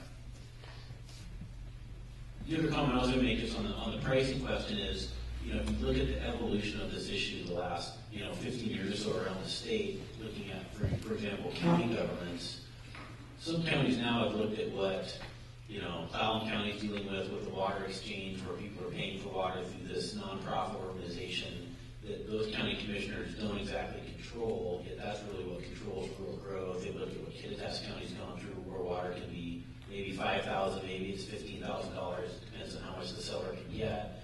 And they're looking down the road to say, if we, the county, step up and obtain water supply in 2015, even though we don't have to do it right now, when this issue hits home in 2020 or 2030 or 2050, we'll have the water supply that we as a county, on a nonprofit basis, on a governmental basis, will make available to preserve our ag land, to make residential development available, things like that. So that pricing question it's all kind of relative, right? People in Kittitas County look at Dungeness where they can get water for $3,000, and they're like, hey, that's a great deal. The people in Dungeness right now think $3,000 is too much because it used to be zero.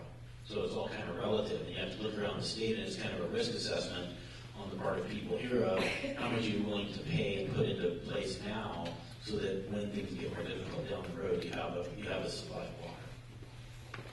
Question there? I have a question for Claire. Sure. You had mentioned putting water in trust for industry as well. I'm wondering what challenges you face there. You mentioned infrastructure challenges for, water supply for Linden. But what are the challenges that you would face putting water in trust for infrastructure? Well, the procedural challenges, that's one of the procedural challenges, that in order to put water in trust, we have to prove out that water use. And we don't want to lose any of our water rights or any more than necessary to this kind of a transaction. So we talked with ecology about the process for the changing point for the fall, and how much that would open up our water right to their review and to their alterations. That's the main thing. You can't put water in trust unless you prove it out. So. That's that thing. Yeah. And as I mentioned, one of the other things we would have to do is change state law in order to allow a municipality to provide water to irrigated ag. We've explored how to do that. We've come up with a language on how to do that. And we just have to pursue that. until we get a green light on some of the other issues. Question there. One of the statements that's been made is that water shortage is primarily the month of July in Whatcom County, like 4 to 6 weeks. In-stream flow, like, have you looked at the criteria that were used, say, for public benefit, fish things, say in the Yakima situation, versus what would be negotiated here in terms of fish? And how do you mitigate against a totally different volume situation where the flow over there is so low versus here you've got dozens of inches per year? If I'm understanding the question right, it's just how would we consider fish flows while we're problem solving how to get water to ag at the same time? And have you, like, what is the benchmark, say, compared to Yakima? Like the gentleman was saying, the value of water in the Dungeness to the user can be quite different. Well, that's a Western, volume level. So, like, I mean, are we really? How is this really an issue, or is this just something that's manufactured by well wishers? Well, I think the flows necessary for fish will change from basin to basin, of course. And we can't really compare our fish needs to the Yakima fish needs. And we're cognizant of the fact that the fish flows are going to be preeminent when we're working with the tribes and the federal government on a final solution, and that any kind of solution we come up with solving state water law issues will also be subject to maybe a renegotiation when the Federal Reserve rights get settled. I'm not sure I'm answering your question, but I'm not sure I'm capable of answering your question, other than the fact that from basin to basin, the conditions will change.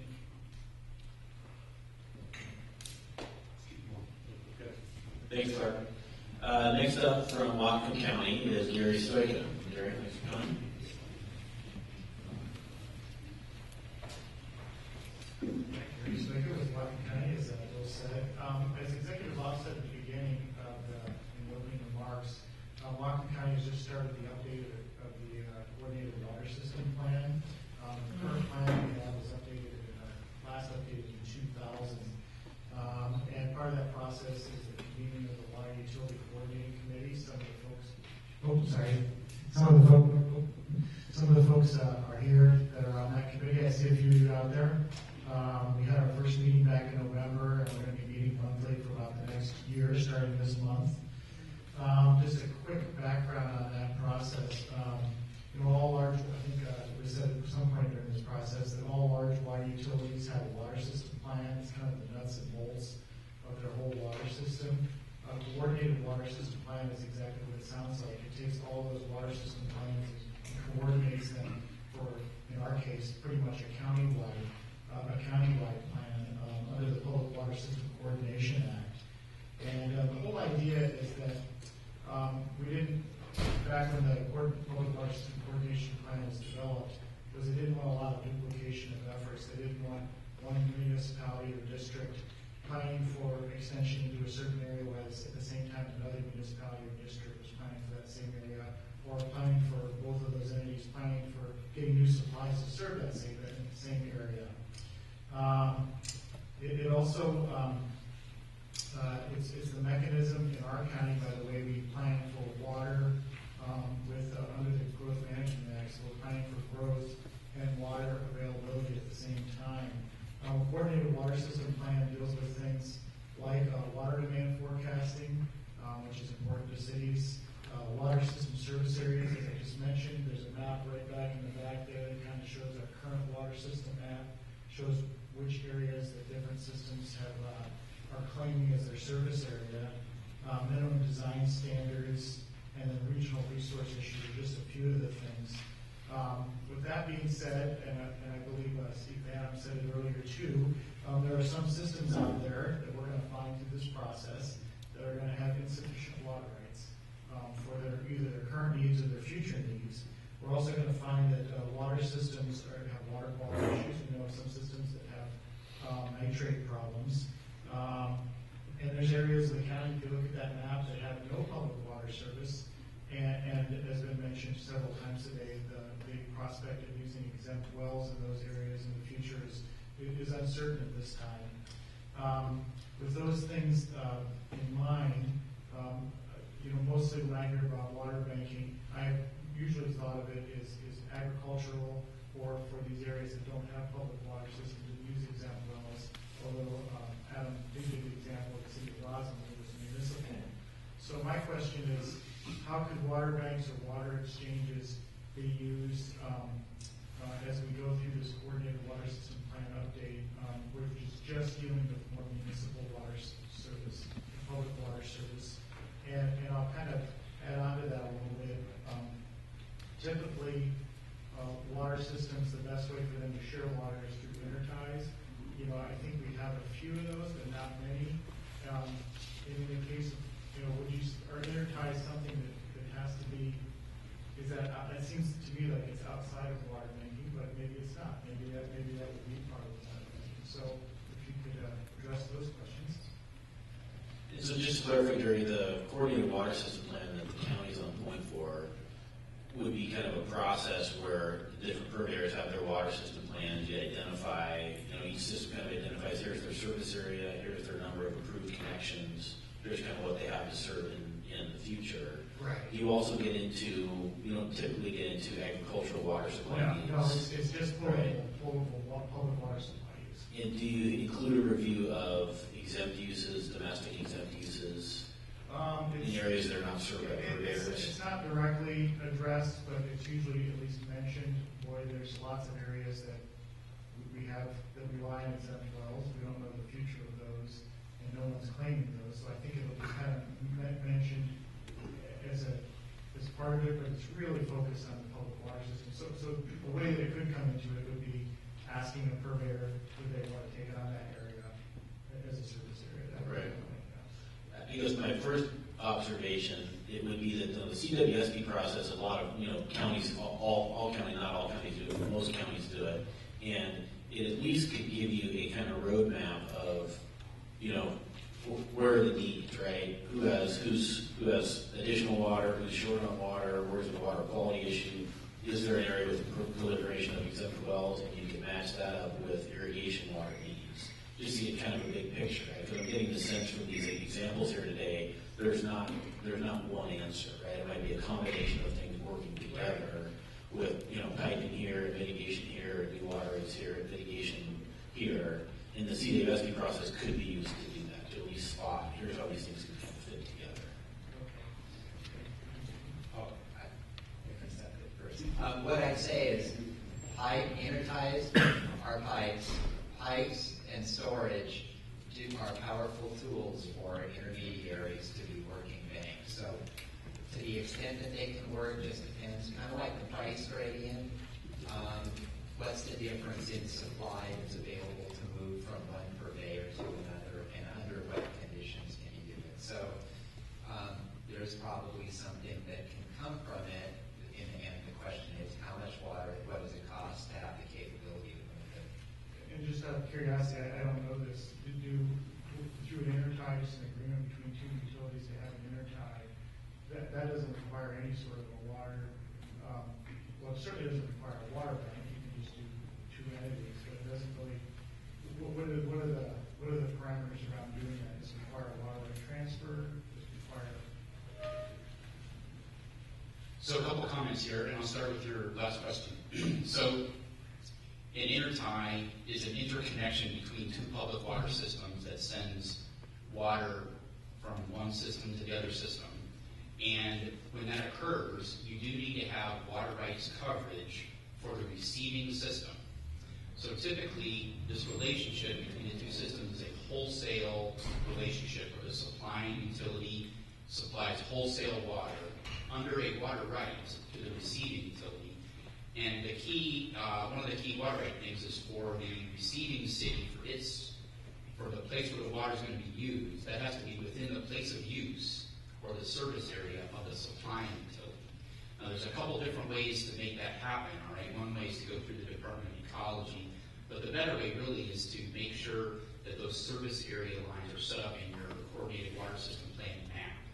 Because the coordinated water system plan, when it establishes service areas, that syncs up with water rights under the municipal water law.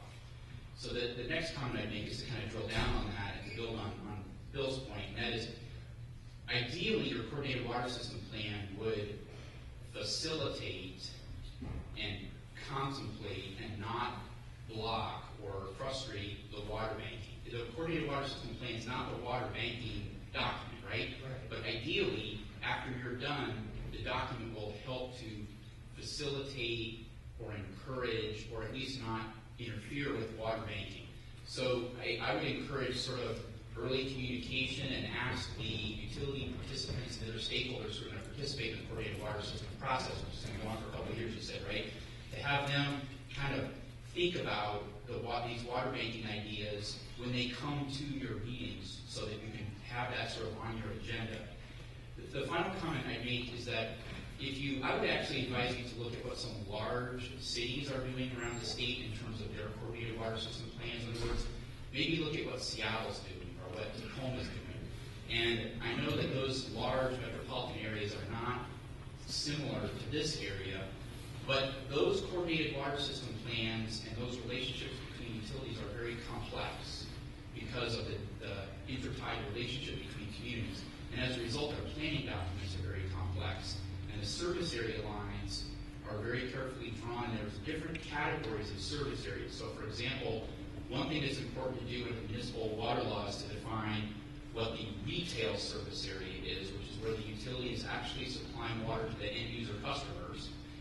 You can also define a wholesale water service area that's within your water right place of use where you can send water, but you're not serving the end customers. You're supplying water on a wholesale basis to another utility that has that end use relationship. There's a legal distinction between the two. And by structuring these service areas, you can help facilitate maybe some of these interties and water banking ideas. It's a long way around the barn here, but the service areas have gotten a lot more specific, and there's more categories, and you can be more creative with it.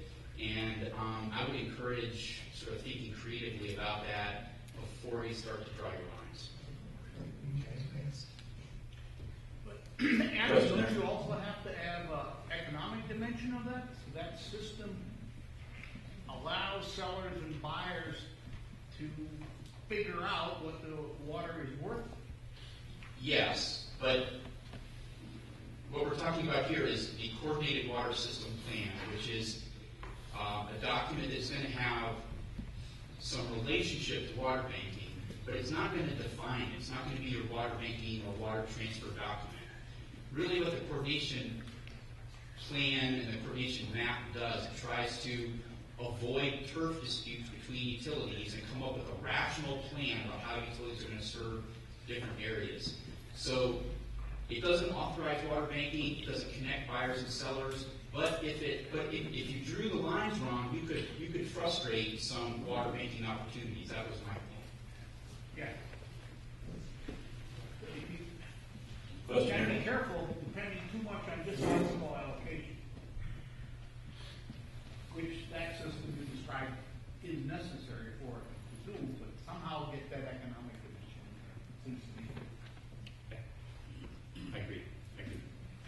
Well, I was wondering if you could contemplate for a minute an observation that I've had working around the West on water issues, and that is related to water transfers. And that is that they generally go from sort of lowest use to the highest and best use, which is another way of saying water flows uphill to money.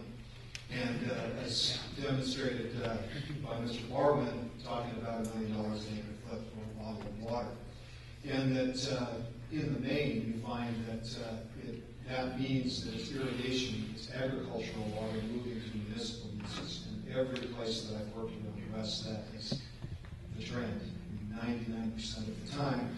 And in fact, when you take a look at most mitigation transfers, it's really driven by some kind of development, some kind of growth-related need. And what's really unique and interesting about Whatcom County is that at present, the scenario is upside down. That is that the real use that we're looking to solve, that we're looking to solve in the short term anyway, is making sure that our agricultural base remains whole and that we have a source of food and so on into the future. And I'm wondering if you could comment on that sort of that uniqueness and how that might tie into how we price and move on. Yeah, right. No, it's a great observation. I know Bob will have comments on it because it's the story of his last 15 years or so. A couple thoughts that I have is, there are quote success stories in finding mitigation, right? But the success stories have a flip side, right? One is the loss of irrigated land in Kittitas County and McClellan County and parts around the state. Where you can find mitigation, it means the loss of irrigation, right? So that's a real challenge. That trend you see is exactly correct. I think that's where you have a couple opportunities to reinforce Bob's point. Some of the public values, not only associated with the public value of in-stream flows, but the public values associated with preserving agriculture, right? Under growth management, counties have an obligation to designate and protect agricultural lands of long-term commercial significance. In my opinion, what goes along with that is the obligation to support making those lands productive, right? So it's not just the zoning, it's, I think, in my opinion, use of public funds to help enable water to be there, to help infrastructure be there. It's just like the state spends a lot of money to improve transportation because the shippers and growers in the Yakima Basin that ship out of Port Seattle, they want to get through the bottleneck, right? That's public money to get agricultural goods to Asia. In the same way, I think there needs to be public support for water because if you just look at market values, you're going to continue to see that movement of water from agriculture to other uses. I totally agree with what you're saying, but it is one of the things I've noted, and Yakima is a good example of this during drought years, is that you can have markets work in two ways. And so in severe drought years, we've got one irrigation district, the Rosa Irrigation District, that grows a lot of very high value grape and hops and other specialty crops, and we transfer maybe 50 to 60,000 acre feet of water between senior districts with lower value crops, and we extend water, I buy water for in-stream flow and tributaries, but it is the big buyer that's setting the price, and the big buyer is that entity, Rosa, that's buying 40,000 acre feet of the 50,000 acre feet that's leased during that year. So that is ag to ag, but ag is a big buyer when the market value of the crops themselves, compete well, either within the sector or compete with environmental, restoration funders like me that are trying to buy water to leave in stream. But that's the key. Sometimes you can meet both objectives, and a purchase on a tributary can be funded partly by me. It can go downstream, and it can serve an out-of-stream use by the Rose Irrigation District. So, in a sense, that's where those partnerships can come from. And in basins like the Dungeness Basin, that has a pretty well-developed market, the buyers and the sellers have sort of worked those things out. I won't say it's a conspiracy around holding prices at a certain spot, but they work hard to facilitate, a market that works under the conditions they need it to work. I would just add briefly, I agree completely with everything that you said, and the example I was thinking of that's that doesn't fit into that is vineyards in eastern Washington, where you have a lot of water moving to that very, very high value crop that can compete with industry and municipal use on a per unit basis. But that's exactly what's going on. Steve, you want to comment? Yeah, just briefly, John's comment about the barriers in using municipal water for this purpose or that purpose, and I think that it's really important to look at under the hood in terms of what waterways are available in the basin, and then look at the basin as a system, and look at the opportunities for enterprise and moving, using municipal water for, say, stream flow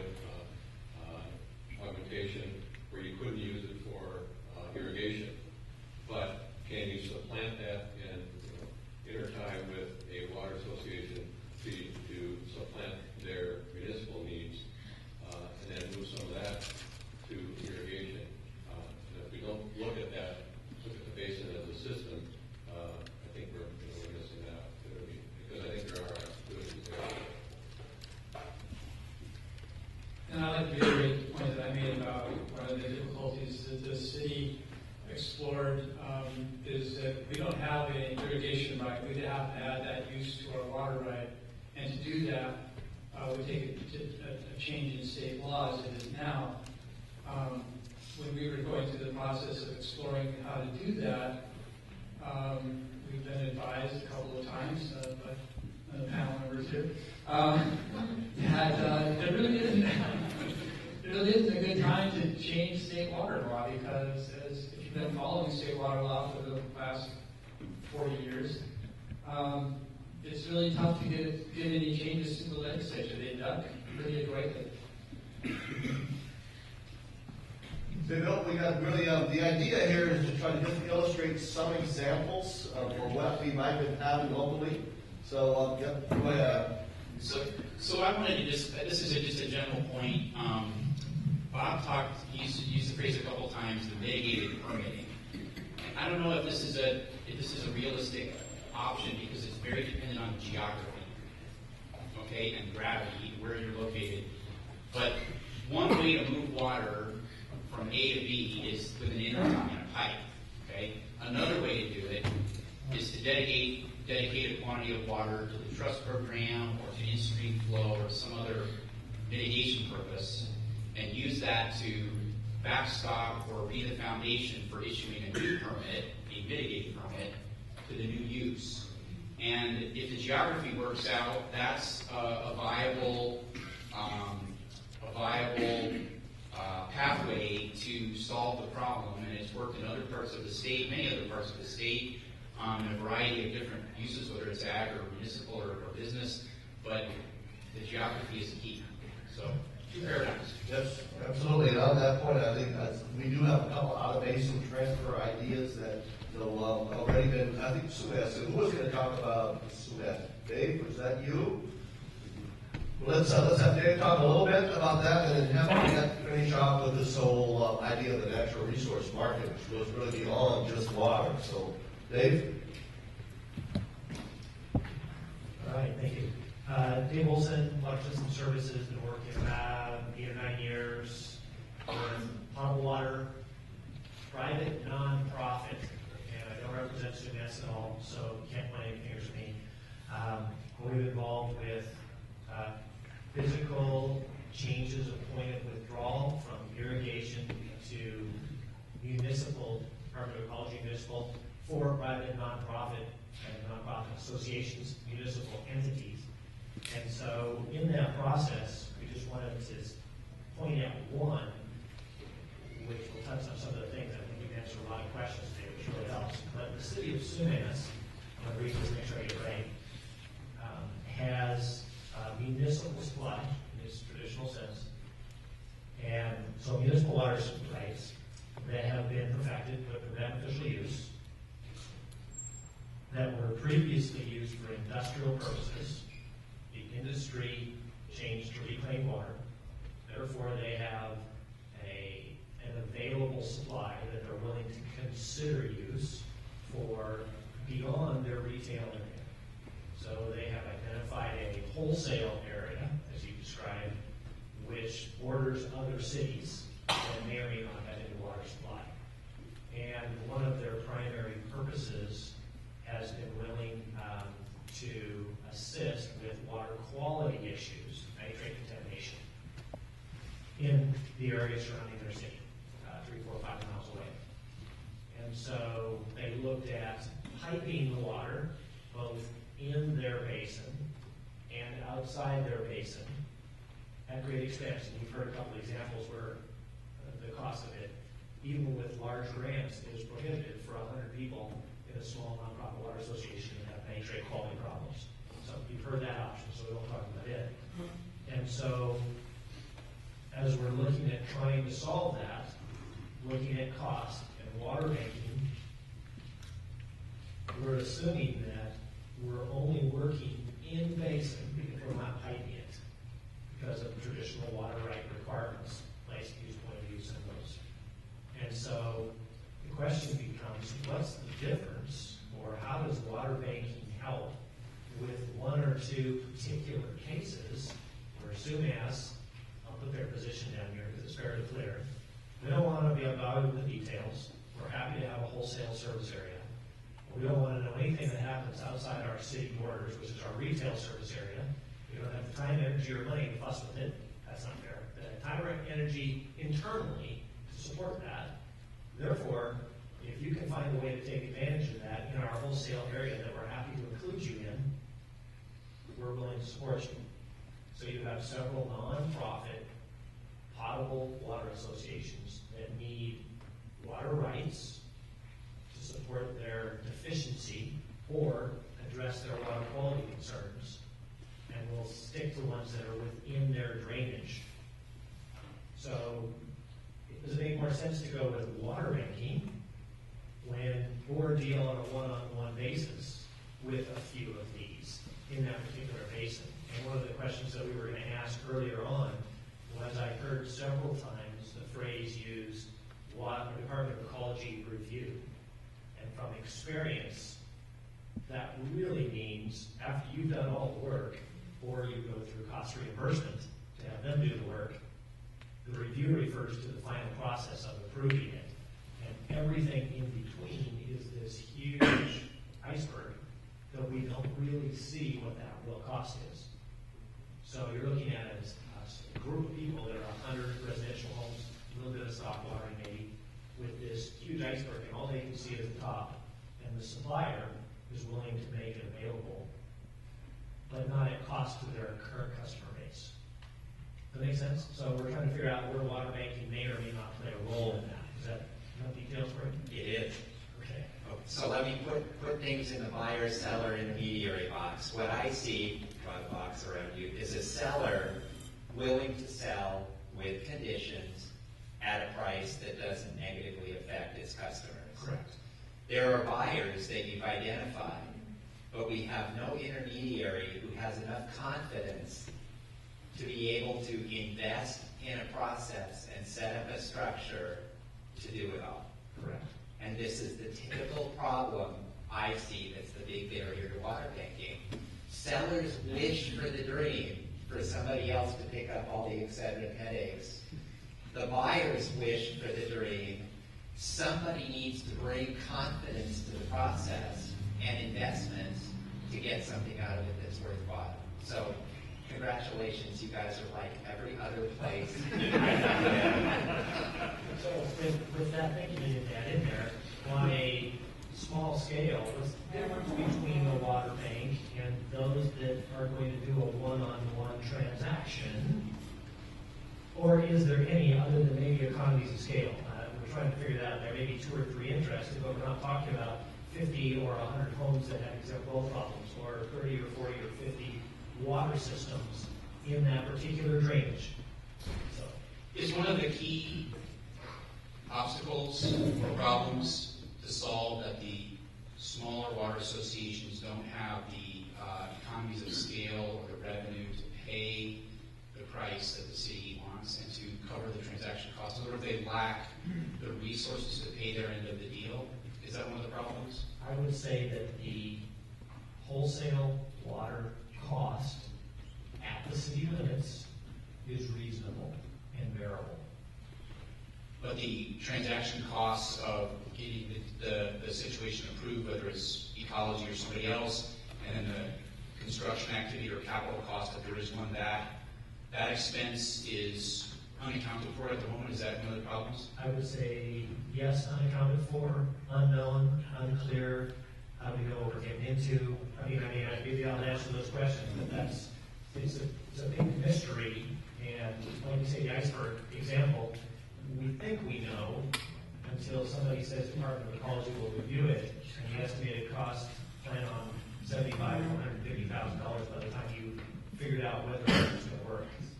I know that may have been overstated in cost, but it's not unrealistic. Does that make sense? And so this big gap in the middle, where would you even start? Unless you've got deep pockets, or you can get the person with the source saying, hey, I'm willing to throw $50,000 in to make $1 million. Well, one comment that I would make, and it doesn't really go to the ecology review expenses, but if you have a solution identified and you have the major stakeholders and the affected parties all buying into that and saying, yes, we want to make this happen. And something that you need to make it go is capital money to build a pipe or build a system or do other capital spending. But you have your situation lined up, and that is a situation ripe, I think, to go to Olympia and ask for some grant money to build what you need to build. But in order to get to yes on that, you have to be able to go down to Olympia and say, here is our plan. And you have to have it, you don't have to have it approved, but you have to have it vetted enough so that you smoked out, the major issues and dealt with the significant impacts that you might have, and have a plan to address those. And you're going to have significant stakeholder consensus, because the last thing Olympia wants, right, is to have people come down and disagree when you're asking for money. So if you have all those things and you want capital money, I would, get your ducks in a row, go down to Olympia and ask for some money. And then maybe, that if all you have to do is to get through the ecology water right process, there's got to be a way to do that. And, frankly, this is one area that, community associations ain't really active. There are a couple programs that fund those kind of projects, but like Adam said, money flows uphill, or water flows uphill toward money. It also flows toward agreements. If you look over the last decade, there's an agreement between the purveyor, environmental groups, local governments. Health has a couple programs. Department of Commerce has a couple programs that can help that kind of situation. So you're saying that a proactive front end creates much more, vibrance, probably the wrong word, potential for that, as opposed to spitball spaghetti being thrown at the walls and hoping it sticks. That's less likely to get any traction. Right, and I think in your situation, it might also be what Adam and Gary had discussed, which is in your coordinated water system planning process, making sure that what's put in place enables that. It doesn't guarantee it's going to happen, it just doesn't stand in the way of it. So another idea is, and I was asking Bob the name of the organization, there's a nonprofit organization that I think has the acronym RCAC.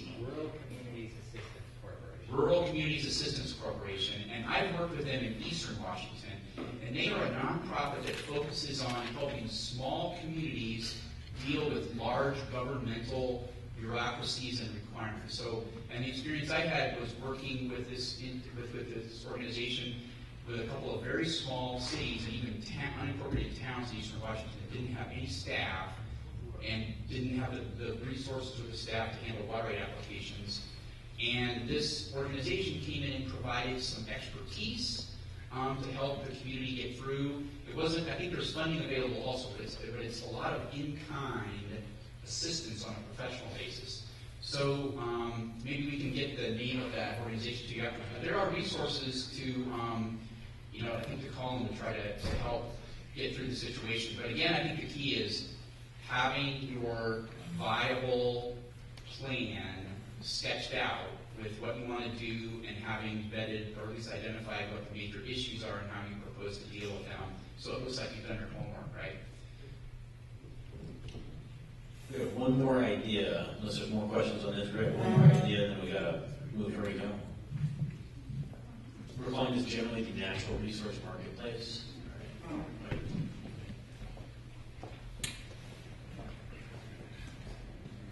So, in some ways, this builds quite nicely on the discussion we've been having about importance of agriculture and... Can't hear. Is it not? Yeah, that does. All right. So, we've had some good discussion about the importance of agriculture and what agriculture needs to be viable in this county, and I think the natural resources marketplace idea arose from that, in fact, from a meeting in this room, where one of the commercial farmers posed a challenge and said, I've got a lot of development rights on my land. I really don't want to build houses. I'd like to keep farming. I'd be willing to give up my development rights in exchange for water, secure access to water. Can you make that happen? So Henry and I sat and scratched our heads for a while and then assembled a group of local people with some technical expertise, the Natural Resources Marketplace Working Group, to see, well, could you make that happen? Could it be done? And when you think about it at first, what you realize is that theoretically maybe you could make it happen, but can you imagine how many ducks would have to be lined up in a row? How much paperwork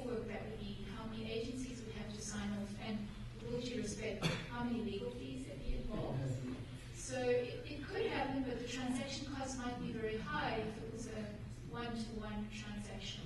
But what if there was something like a Natural Resources Bank, which is the way we first thought about it, where Farmer Brown could put his development rights in the bank and get something else in exchange that he valued, for example, water. Also not quite so simple. So the Natural Resources Marketplace Working Group began to meet on a regular basis to explore the technical feasibility of some of these ideas. It's clear that secure access to legal water is important for farmers. It's also clear that protecting farmland and maintaining a viable ag land base is important. How can those things be put together in a way that helps us make the best use of water and land? What are the tools that we have? So when we looked at the feasibility, what was clear was there wasn't a lot of water around, a lot of legal water or water rights around that could be used to capitalize on water bank. So the market potentially would be quite small. There is a working purchase and development rights program in Whatcom County. It has a small number of transactions, but it ticks over. But it looked like, in terms of the transaction costs, there wouldn't be enough transactions if you were just thinking about water rights and development rights to make this worthwhile. However, what could be possible is to add in something else to that mix, which is ecosystem services, or specifically watershed ecosystem services. Because the ability of farmers to produce these ecosystem services is well known. Things like water quality, groundwater recharge, habitat, those kinds of services have value too. And we've seen the development of markets and ecosystem services around the country, and in fact around the world as well. They're beginning to get traction. People are beginning to understand how it might work. And so in the working group, we came up with a technical report on the feasibility that said, well, any one of these things by themselves in Whatcom County might not be big enough to be viable, but if you had a way to put them all together, and that I think goes back to what several of the speakers said about broadening the possible transactions, make them richer, broader, more diverse, you're likely to get more traction in getting these things to happen. So then we moved from calling it natural resources banking to a natural resources marketplace. What if there was a marketplace where buyers and sellers could find each other and have transactions that involve these multiple types of credits that they were interested in? And that then evolved into a grant application. And so 4 partners put together an application. It's led by Whatcom County. We have Farm Friends, the Conservation District, and Fish and Wildlife on that, and I'm the lead consultant on that project.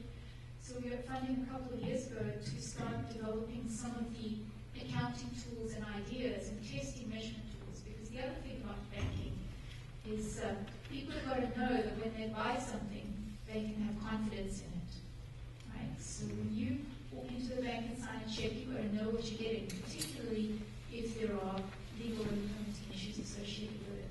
So none of these marketplaces function without really robust measurement and accounting tools. And so we took a deep breath and a big step back from this idea of can you trade water rights for development rights. Okay, well let's think about what are the kinds of accounting and measurement tools that we would need to make these kinds of transactions possible. And we started off in that project focusing on, to be honest, the easy stuff to start with. Habitat, stream function, development rights on ag land, because there is a working program that purchases development rights. So we've been focusing on trying to learn how to use those tools with those kinds of credits in the hope that we could build something more, I think, more diverse and broad that would allow other types of transactions in the future. So that's really where we are. The project has about 6 more months to run. And we have 2 pilots up here on agricultural land around Linden here, looking at farmers generating credits on agricultural land and payments, structured incentives, how those could be structured on the basis of measurable outcomes. Interesting stuff. Yeah, I mean, these kind of natural resource marketplace ideas are really like on the, leading edge of a lot of discussions dealing not only with ag land, but with forest land. I see Fred back there. Dairy Federation last year passed a bill in Olympia that deals with water quality trading. That is, you've got cities that have very, very high costs to change how they treat and dispose of wastewater. They might be able to meet an equal amount of pollution reduction by making waste load reductions on ag land. That is, you take the water quality changes on ag land, and you can achieve the same amount of improvements in water quality that's much cheaper than changing wastewater treatment. So there's those kind of trading aspects going on. I think to bring it back to my observation on some of the pure water rights issues, one of the challenges is you still have this no impairment as to flows, right? And so if someone says, I agree not to develop this ag land into residential real estate, if you give me a water right for it, that's still going to cause an impact to the stream flow. And it may be of great value that that land's not going to be turned into a development, but you still have the stream flow impact that you have to offset somehow. But those kind of aspects, I think, are part of sweeteners to the deal. That is, if you have an agreement that has a water rights aspect where you're coming up with mitigation or transfer of water right, you can model it and you show, like Adam's example where Cloud TUD moved its diversion somewhere else. A model shows, hey, maybe there's some impacts.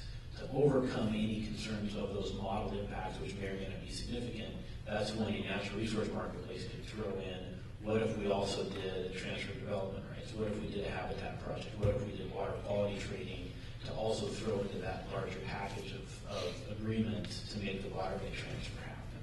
So I think they can be also add-ons to a traditional water right reallocation. Yeah, I think what I was going to say is I think, the idea of multiple accounting systems, it can work, but there's not a lot of confidence in that right now. And the trick is, if you've got out-of-kind things that you're exchanging, like development right, problematic in a prior appropriation system, there's no right without the use. So it's a use that you can't get a water right permit for. So the water right system gives it no value. It's odd in that system. So the trick is how to reduce, find the trade, and you know this, where there's a common currency that you can exchange. So sometimes it involves multiple parties passing something around, so still everybody gets what they want out of it. And that's about all I can add to that. It's really hard, but if you can reduce it to dollars that are, can be exchanged, then it works. Or you can reduce it to something that's recognized in an in-stream flow context, like fisheries habitat, that may be directly exchangeable. You're on the path to where you might get somewhere. Yeah, I think just in response to that, it's becoming clear that, in fact, it was clear from the very beginning that finding a common currency is likely to be very difficult. Dollars are common. Someone did at one point suggest bitcoins, but fortunately we didn't follow that up. So it's unlikely that there would be a single common currency, but it's these kinds of complex agreements which involve multiple benefits and multiple actors, which I think are looking most likely to succeed. And it's how do you design those, how do you facilitate those, and do we have transparent tools that people can be confident if they're participating in this agreement, they know what's going to happen and what's expected of them as well, what their obligations are. I have 3 quick comments. First, this is exciting work. It's really cutting edge stuff, and it's probably going to take a while to make this a reality, but I think things are trending your way, though. And the example that was brought up, cities, are particularly larger cities that have big wastewater problems are beginning to think about and organize their staff and their funding to do water supply, wastewater, and stormwater together because they're interrelated. And historically, those things have been siloed into different people, different budgets. But because of the interrelation, big cities are starting to think about those together, which is kind of the same trend that you're talking about. I guess the 2 other comments that I make is, I guess my thought about how to approach this would be to start small and work up a couple of deals, not a big system, but just a couple of deals to show an example at micro level of how it might work. Because that will make a concrete example, and it will make clear the consideration, right, that's flowing back and forth. Because right now in the water rights world, and this is bringing us back to the water rights situation, there's a lot of attaboys that you're going to get for doing other things out in the world, helping the stormwater situation or doing some good things for open space. But the currency, to use your word, in water rights is wet water, physical wet water. And in order to make a water rights item happen, you have to work in that currency. One issue, this is my last comment, one issue that's very hot right now in the courts and will be coming up in the legislature that I think relates to your work that I just wanted to mention is this currency in water rights of just using wet water, is that the right policy? And should this be broadened to include other things that we in the field technically call out-of-kind mitigation, because it's not wet water, it's something else, like a habitat improvement or riparian work to improve habitat, that kind of thing, or property acquisition. Right now there's not official credit for that, if you will, in the water rights world under a recent hearings board decision. And so this is very much in the courts and is probably going to come up in the legislature, if not this year, then next year. So I guess I would just advise you to sort of keep your eye on that, because that could feed into your work on kind of setting up a multidisciplinary market.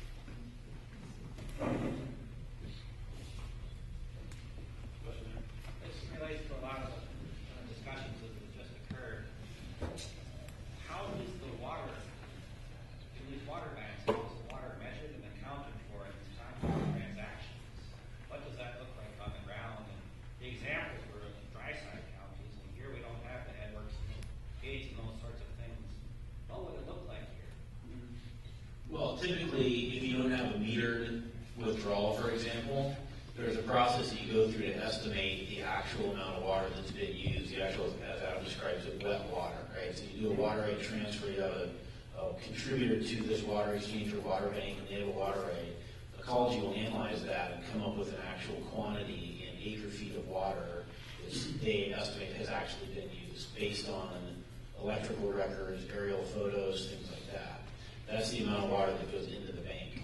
When it comes out of the bank, typically now it's going to be metered, right? Most of these areas where you have very more advanced mitigation programs require metering, and there's very, very precise monitoring of how much water remains in the bank, how much has been allocated to different users. So even though the water rights coming into the bank may not have been historically metered, there's a way to get a fairly precise quantification of that water right, and then on the way out to the new users, there's a very precise, typically metered way of making sure that the water rights don't exceed what was put in the bank to begin with. Yeah. Questions back there? Yeah, I'll go first. That's all right. So how do you manage this tension between public and private, when you talk about transparency, and creating this marketplace where there's a lot of people that may have water rights and they want to negotiate for those, and you also have buyers, and sometimes it's in a municipal environment with public disclosure rules. How do you create a healthy environment and create a marketplace for a healthy environment for this to flourish? Because I can go door to door and give you dozens of examples that are all talking in coffee shops, but none of them want to talk about it at a council meeting. And to create a traditional banking environment like we're talking about here is most likely going to be in a literal public arena, and it gets very difficult to create that kind of marketplace. So can you speak to that? That can be a challenge, especially for public agencies, whether they're local governments or otherwise. Keep in mind, as Adam noted, water rights are an aspect of real property, right? You're negotiating real property. Because it's a real property negotiation, some of that information can be protected. It's not subject to normal public disclosure laws. But there is that concern, right? Once you send something to ecology and you say, hey, Bob, tell us what you think about this water right, and then Bob sends an email back that says, well, it's got some problems, that's an email that's disclosable. So that is that is a real problem. Where can a bank play a role in this? I guess is the question, since that's the subject. Is there a way the bank can play this marketplace role? And they're not a profit entity, they're the facilitator, as you were describing. Can they and how would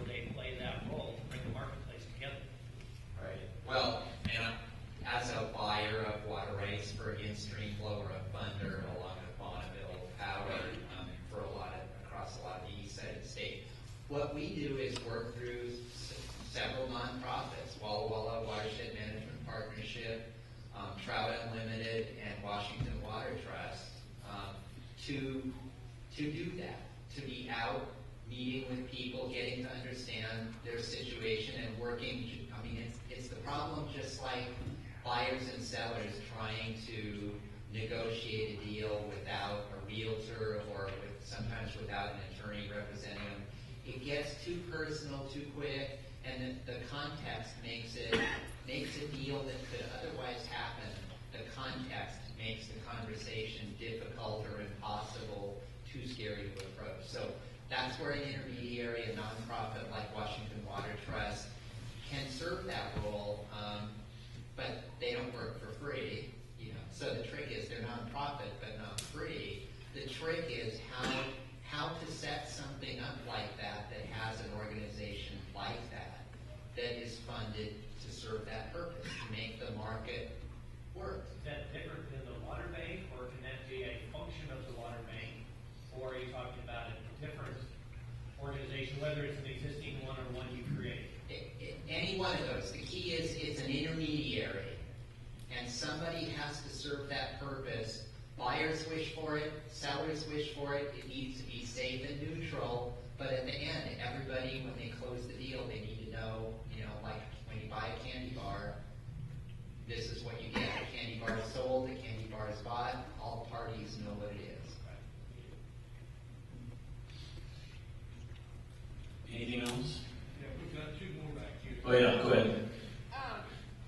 So, I completely agree that one of our top priorities of the county is to provide stable, secure, legal access for ag, for irrigation, like no doubt. But also, we are not meeting in-stream flows in many of our basins. Some of them are closed seasonally, some of them are closed straight out. So, with the idea that transfers cannot impair water rights, even junior ones, and kind of what you folks said about kind of all the water banks you listed were either in-stream flow neutral or in-stream flow positive. I'm just interested in hearing more about is that working? So in places like the Columbia Basin where you have that 1/3 going back in stream, is that helping in-stream flows? Are in-stream flows being increased and closed basins opening back up? Yeah, sure. I mean, there's an additional supply of water that's stored, and then during certain times of the year it's released. So there is actually more water in the river than there would have been without that agreement, right? Or, and I'll let Bob talk about this because he's dealt with it more than I have. When people do these mitigation transfers and they take a water right and they put it in the trust program to make it available to others for mitigation, the moment they stop irrigating and put it in the trust program, it's already having a positive benefit on groundwater or on surface water. To the extent that people then start using water that's mitigated by it, the amounts in the trust program is less, right? Because now they have a new use of water that uses that water as mitigation. But there's always at least a net, neutral or positive outcome. It's actually happening. Well, and with us talking about maybe doing it the other way around, having municipal, we're not talking about taking irrigation back and using it for other things. We're talking about trying to get irrigation to farms so that are already irrigated, maybe some without a water right. So, you see what I'm saying? It's kind of tricky. How do we get our in-stream flows met in the kind of systems we're talking about now? Like John and Claire said, there's trouble getting municipal water for in-stream flows and for ag. So how do we, is that changing state law? Do we just have to get together as a county and decide we're going to just charge and change state law? Well, what I'd say is changing state law really doesn't do much to answer a physical question. If there is a barrier to an otherwise good project that did improve flows and did meet the need, then it sort of makes sense to me that if that law was a barrier to an otherwise successful project, you've got something to go with. To go back to your first question about the east side, all those programs are designed to be water budget positive. So we get fallow land or retired use, whatever the use is, we take it into trust, that's an in-stream flow improvement. Generally, we buy very senior water rights, so it's designed to be, durable through climate change and through droughts. And then we reallocate it if that's the funder's choice, if it was designed and the OCR be part of the 2/3 that's reallocated. One of their key strategies is to buy on tributaries like the Mattawa, Okanagan River, or Wenatchee River, Yakima River, and supply needs downstream on the Columbia River. And so just by spatial characteristics of each deal, they're getting a flow benefit. There's an improvement that we look after to get all the way down to the Columbia, because we're not going to move the needle on the Columbia. It's really a Bureau of Reclamation, Canada, and it's a huge river. But the key is to make the program work for all sides of the water user community. Better environment, better way to meet the economic needs of the future and try and do it on it. And OCR is, our Office of Columbia River, does it on a cost recovery basis. So it's not free. Some of the process is subsidized, but the water cost itself is at cost to produce it. So I have a partial answer to that too. When we were looking at how the city could participate in getting water to irrigated ag, and we had talked to several parties about what kind of conditions would be placed on that, we made a commitment to make sure that any contract we had with irrigated ag users would have a habitat benefit. That's all on hold. It's all, we'd have to go back and revisit all those issues, but the city was willing to make that one of the stipulations for having an agreement, a deal. My question is a little bit related to this last one. I think it's pretty widely understood that our deficit flows here, at least in part, are due to withdrawals that are not valid water rights. So I'm wondering, either in these 4 examples that you've got, or, and maybe this is a question for Bob, or just in general, do you see water exchanges, banks, having the potential to, within that, improve enforcement so that we actually have more wet water in reach? Or is it just between buyers and sellers, and so long as you're not having a detrimental effect? I mean, some of it's how big is your, how complex and how big is your... Right. Well, I'll say you've got to have respect for water rights. So if there's again, it's another form of free water. If you can get a permit for nothing, or you can just take it with no right, that's going to run pretty counter to the notion of an accountable water market between water rights sellers and buyers. But we have banks that Adam talked about one, the Port of Walla Walla Water Bank. That lease was almost 5,000 acre-feet of water for 10 years. And it was designed, so the reason Ecology acquired or entered into that lease was to create a water supply for water users who our compliance program identified had a deficiency. And they needed time to transition, and so this gave them a tool for a cost, about $5 an acre foot per year. We fully subscribed that in 2 years. So we're, I think, 3 years into that 10-year lease now, and it is fully subscribed. So even in the banking world, you can set up a bank to help people come into compliance, because you can take away all the can't do anything about it. You can turn it into a question of money, just not an imponderable or impossible solution. How do I get a water right out of the state when the state hasn't issued any for 30 years maybe in the basin? So banks and exchanges can change the question and enable a different behavior if you can just find, like we did with the Port of Walla Walla, find a way to find a willing seller under circumstances, package it, and have that serve some bigger purpose. All right, one more, and then I think we'll have to wrap up. 2 more. Me first? Sure.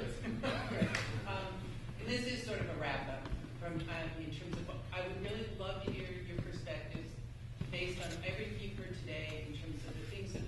have been pursued, looked at, as some of the speakers talked about, what we now understand about our water challenges here. Did you hear anything? What would be your message to us in terms of next steps? And is anything worth pursuing that you've heard about in terms of a water change?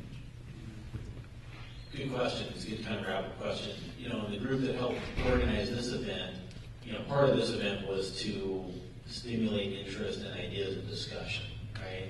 So part of what I think, you know, the organizers and we and all of you want to get is, you know, what does this community do next, right? There are ideas out there. There are unique issues here in Waterford County that are different than other parts of the state because, as the prior question indicated, this wouldn't necessarily just be a water exchange to create new uses. Part of it probably would be a water exchange to take existing uses that may not be lawful and make them lawful, right? That's a different situation. What I would be interested in seeing from my perspective is, you know, a more detailed description of each of these project ideas, and there are a couple others out there too. And I'd like to see them on a map. I'd like to see who has water, how could you move the water around, what need would it satisfy in kind of a complete basin-wide scenario. It's a project that Bob worked on for a number of years.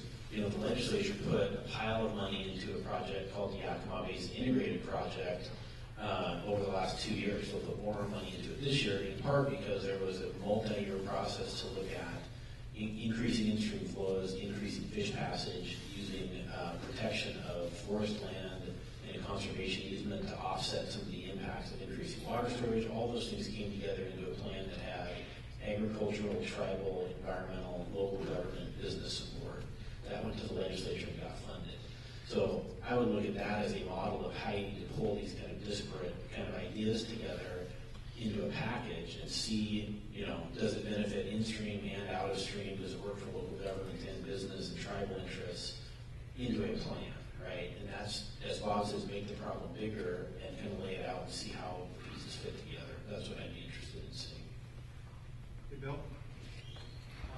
You know, I think it's worth noting that there is a process in place, or underway, I should say, in this county, and that the conversation about how to plan for resolving some of these out-of-stream water issues and in-stream water needs has been contemplated for quite some time, and it sort of came together under the guise of the Lower Nooksack strategy, which is something that was adopted by the governments that are party to the WIRA 1 Joint Board. And that whole conversation, the implementation of that strategy has been underway now since about 2010. There have been quite a number of hiccups along the way that have slowed up the delivery of some of the basic parts of the exercise. But really what it boils down to is understanding A, what everybody's needs are, and be willing to talk about them out in the open. B, having a good handle on the technical constraints, and for the most part, the surface water side of that has been done. The stream flows are pretty well understood. It's that groundwater surface water connection that is particularly problematic, and there has got to be some additional work done, and that exercise is underway now. There's a contract that Gary here with the county is managing to work that through. In terms of quantifying needs, the coordinated water system plan is an opportunity for municipalities to get their minds around that, and then as Gary was noting earlier, there's a follow-up to that that's focused on other non-municipal needs, and that in the way of a water supply plan. So there is a path that has been mapped out over the years, and the participating governments and other parties are on that path. Unfortunately, it seems to happen in a bit of a vacuum, and that is that it's so slow, so cumbersome, that most people have other lives to live, alongside this, and so it is hard to get the appropriate amount of community support. Somebody mentioned the difference between the conversation in the coffee shop and that in front of county council or city council. And that's really where the rubber meets the road. There's got to be political support for advancing these kinds of this kind of work. So, I'd make just two quick comments in response to the question. I heard at least two cities in one district come up here and say they have water that they're interested in using to help solve the problem. And so that's a positive thing. I would agree with Bill that in order to try to actualize that reality, you need to really sort of get down into details and map this stuff out and try to find out where the solutions are. But I heard people come forward and say, I'm willing to be part of the solution. I'm perceiving that a huge problem here is geography, right? Because water, right, moves uphill toward money, but pumping is expensive, right? So that's one challenge that I really see is just the geography about this. And I think if you mapped it out and started to brainstorm some ideas, you might come up with some options.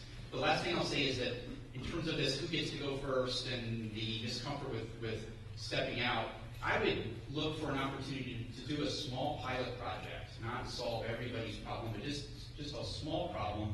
And maybe if there's a way for one person or one area to step forward and to show some leadership and have everybody get together and solve a micro problem that everybody's looking at, there's nothing like the example, right, that works to get everybody behind something or get support in Olympia.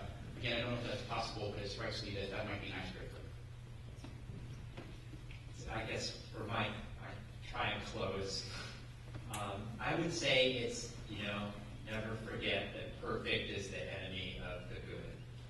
And anytime you're talking about mitigation programs, they are unlikely to be perfect. Our water rights system kind of demands that.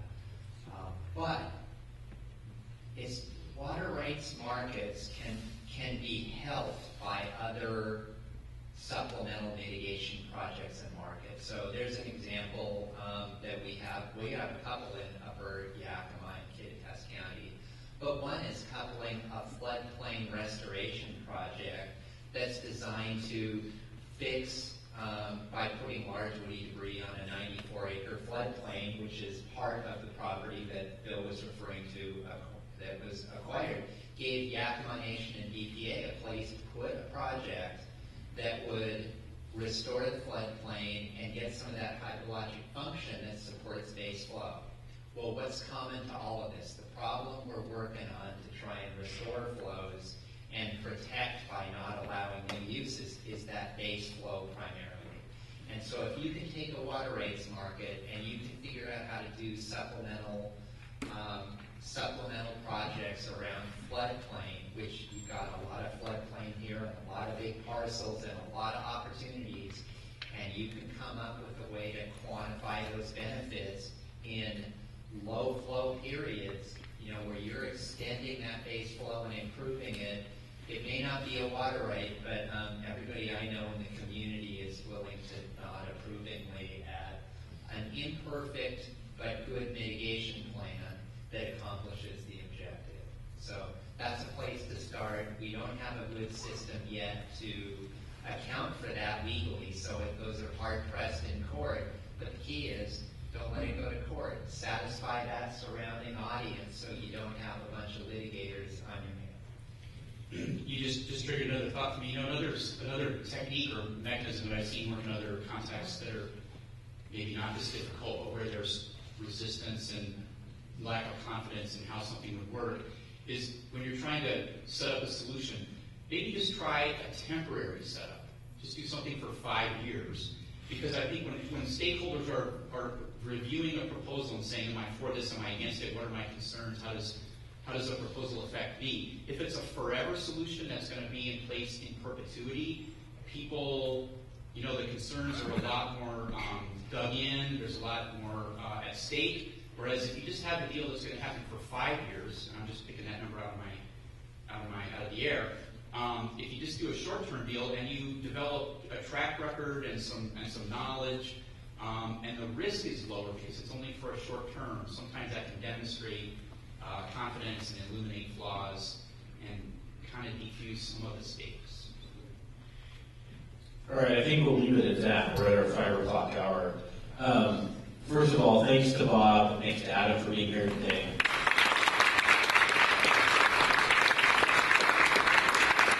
I know that if there's a way that you guys can help, you will be back in Whatcom County. So I appreciate you guys being here today.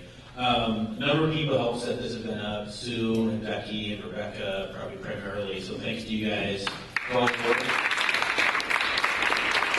And then finally, I think via email, maybe kind of a survey, a report on the event with your observations, your ideas about what we all do next, whether you come from local government or tribal or environmental or ag perspectives. So we'll keep working on it. So thanks for coming and drive safe, everybody. Bye.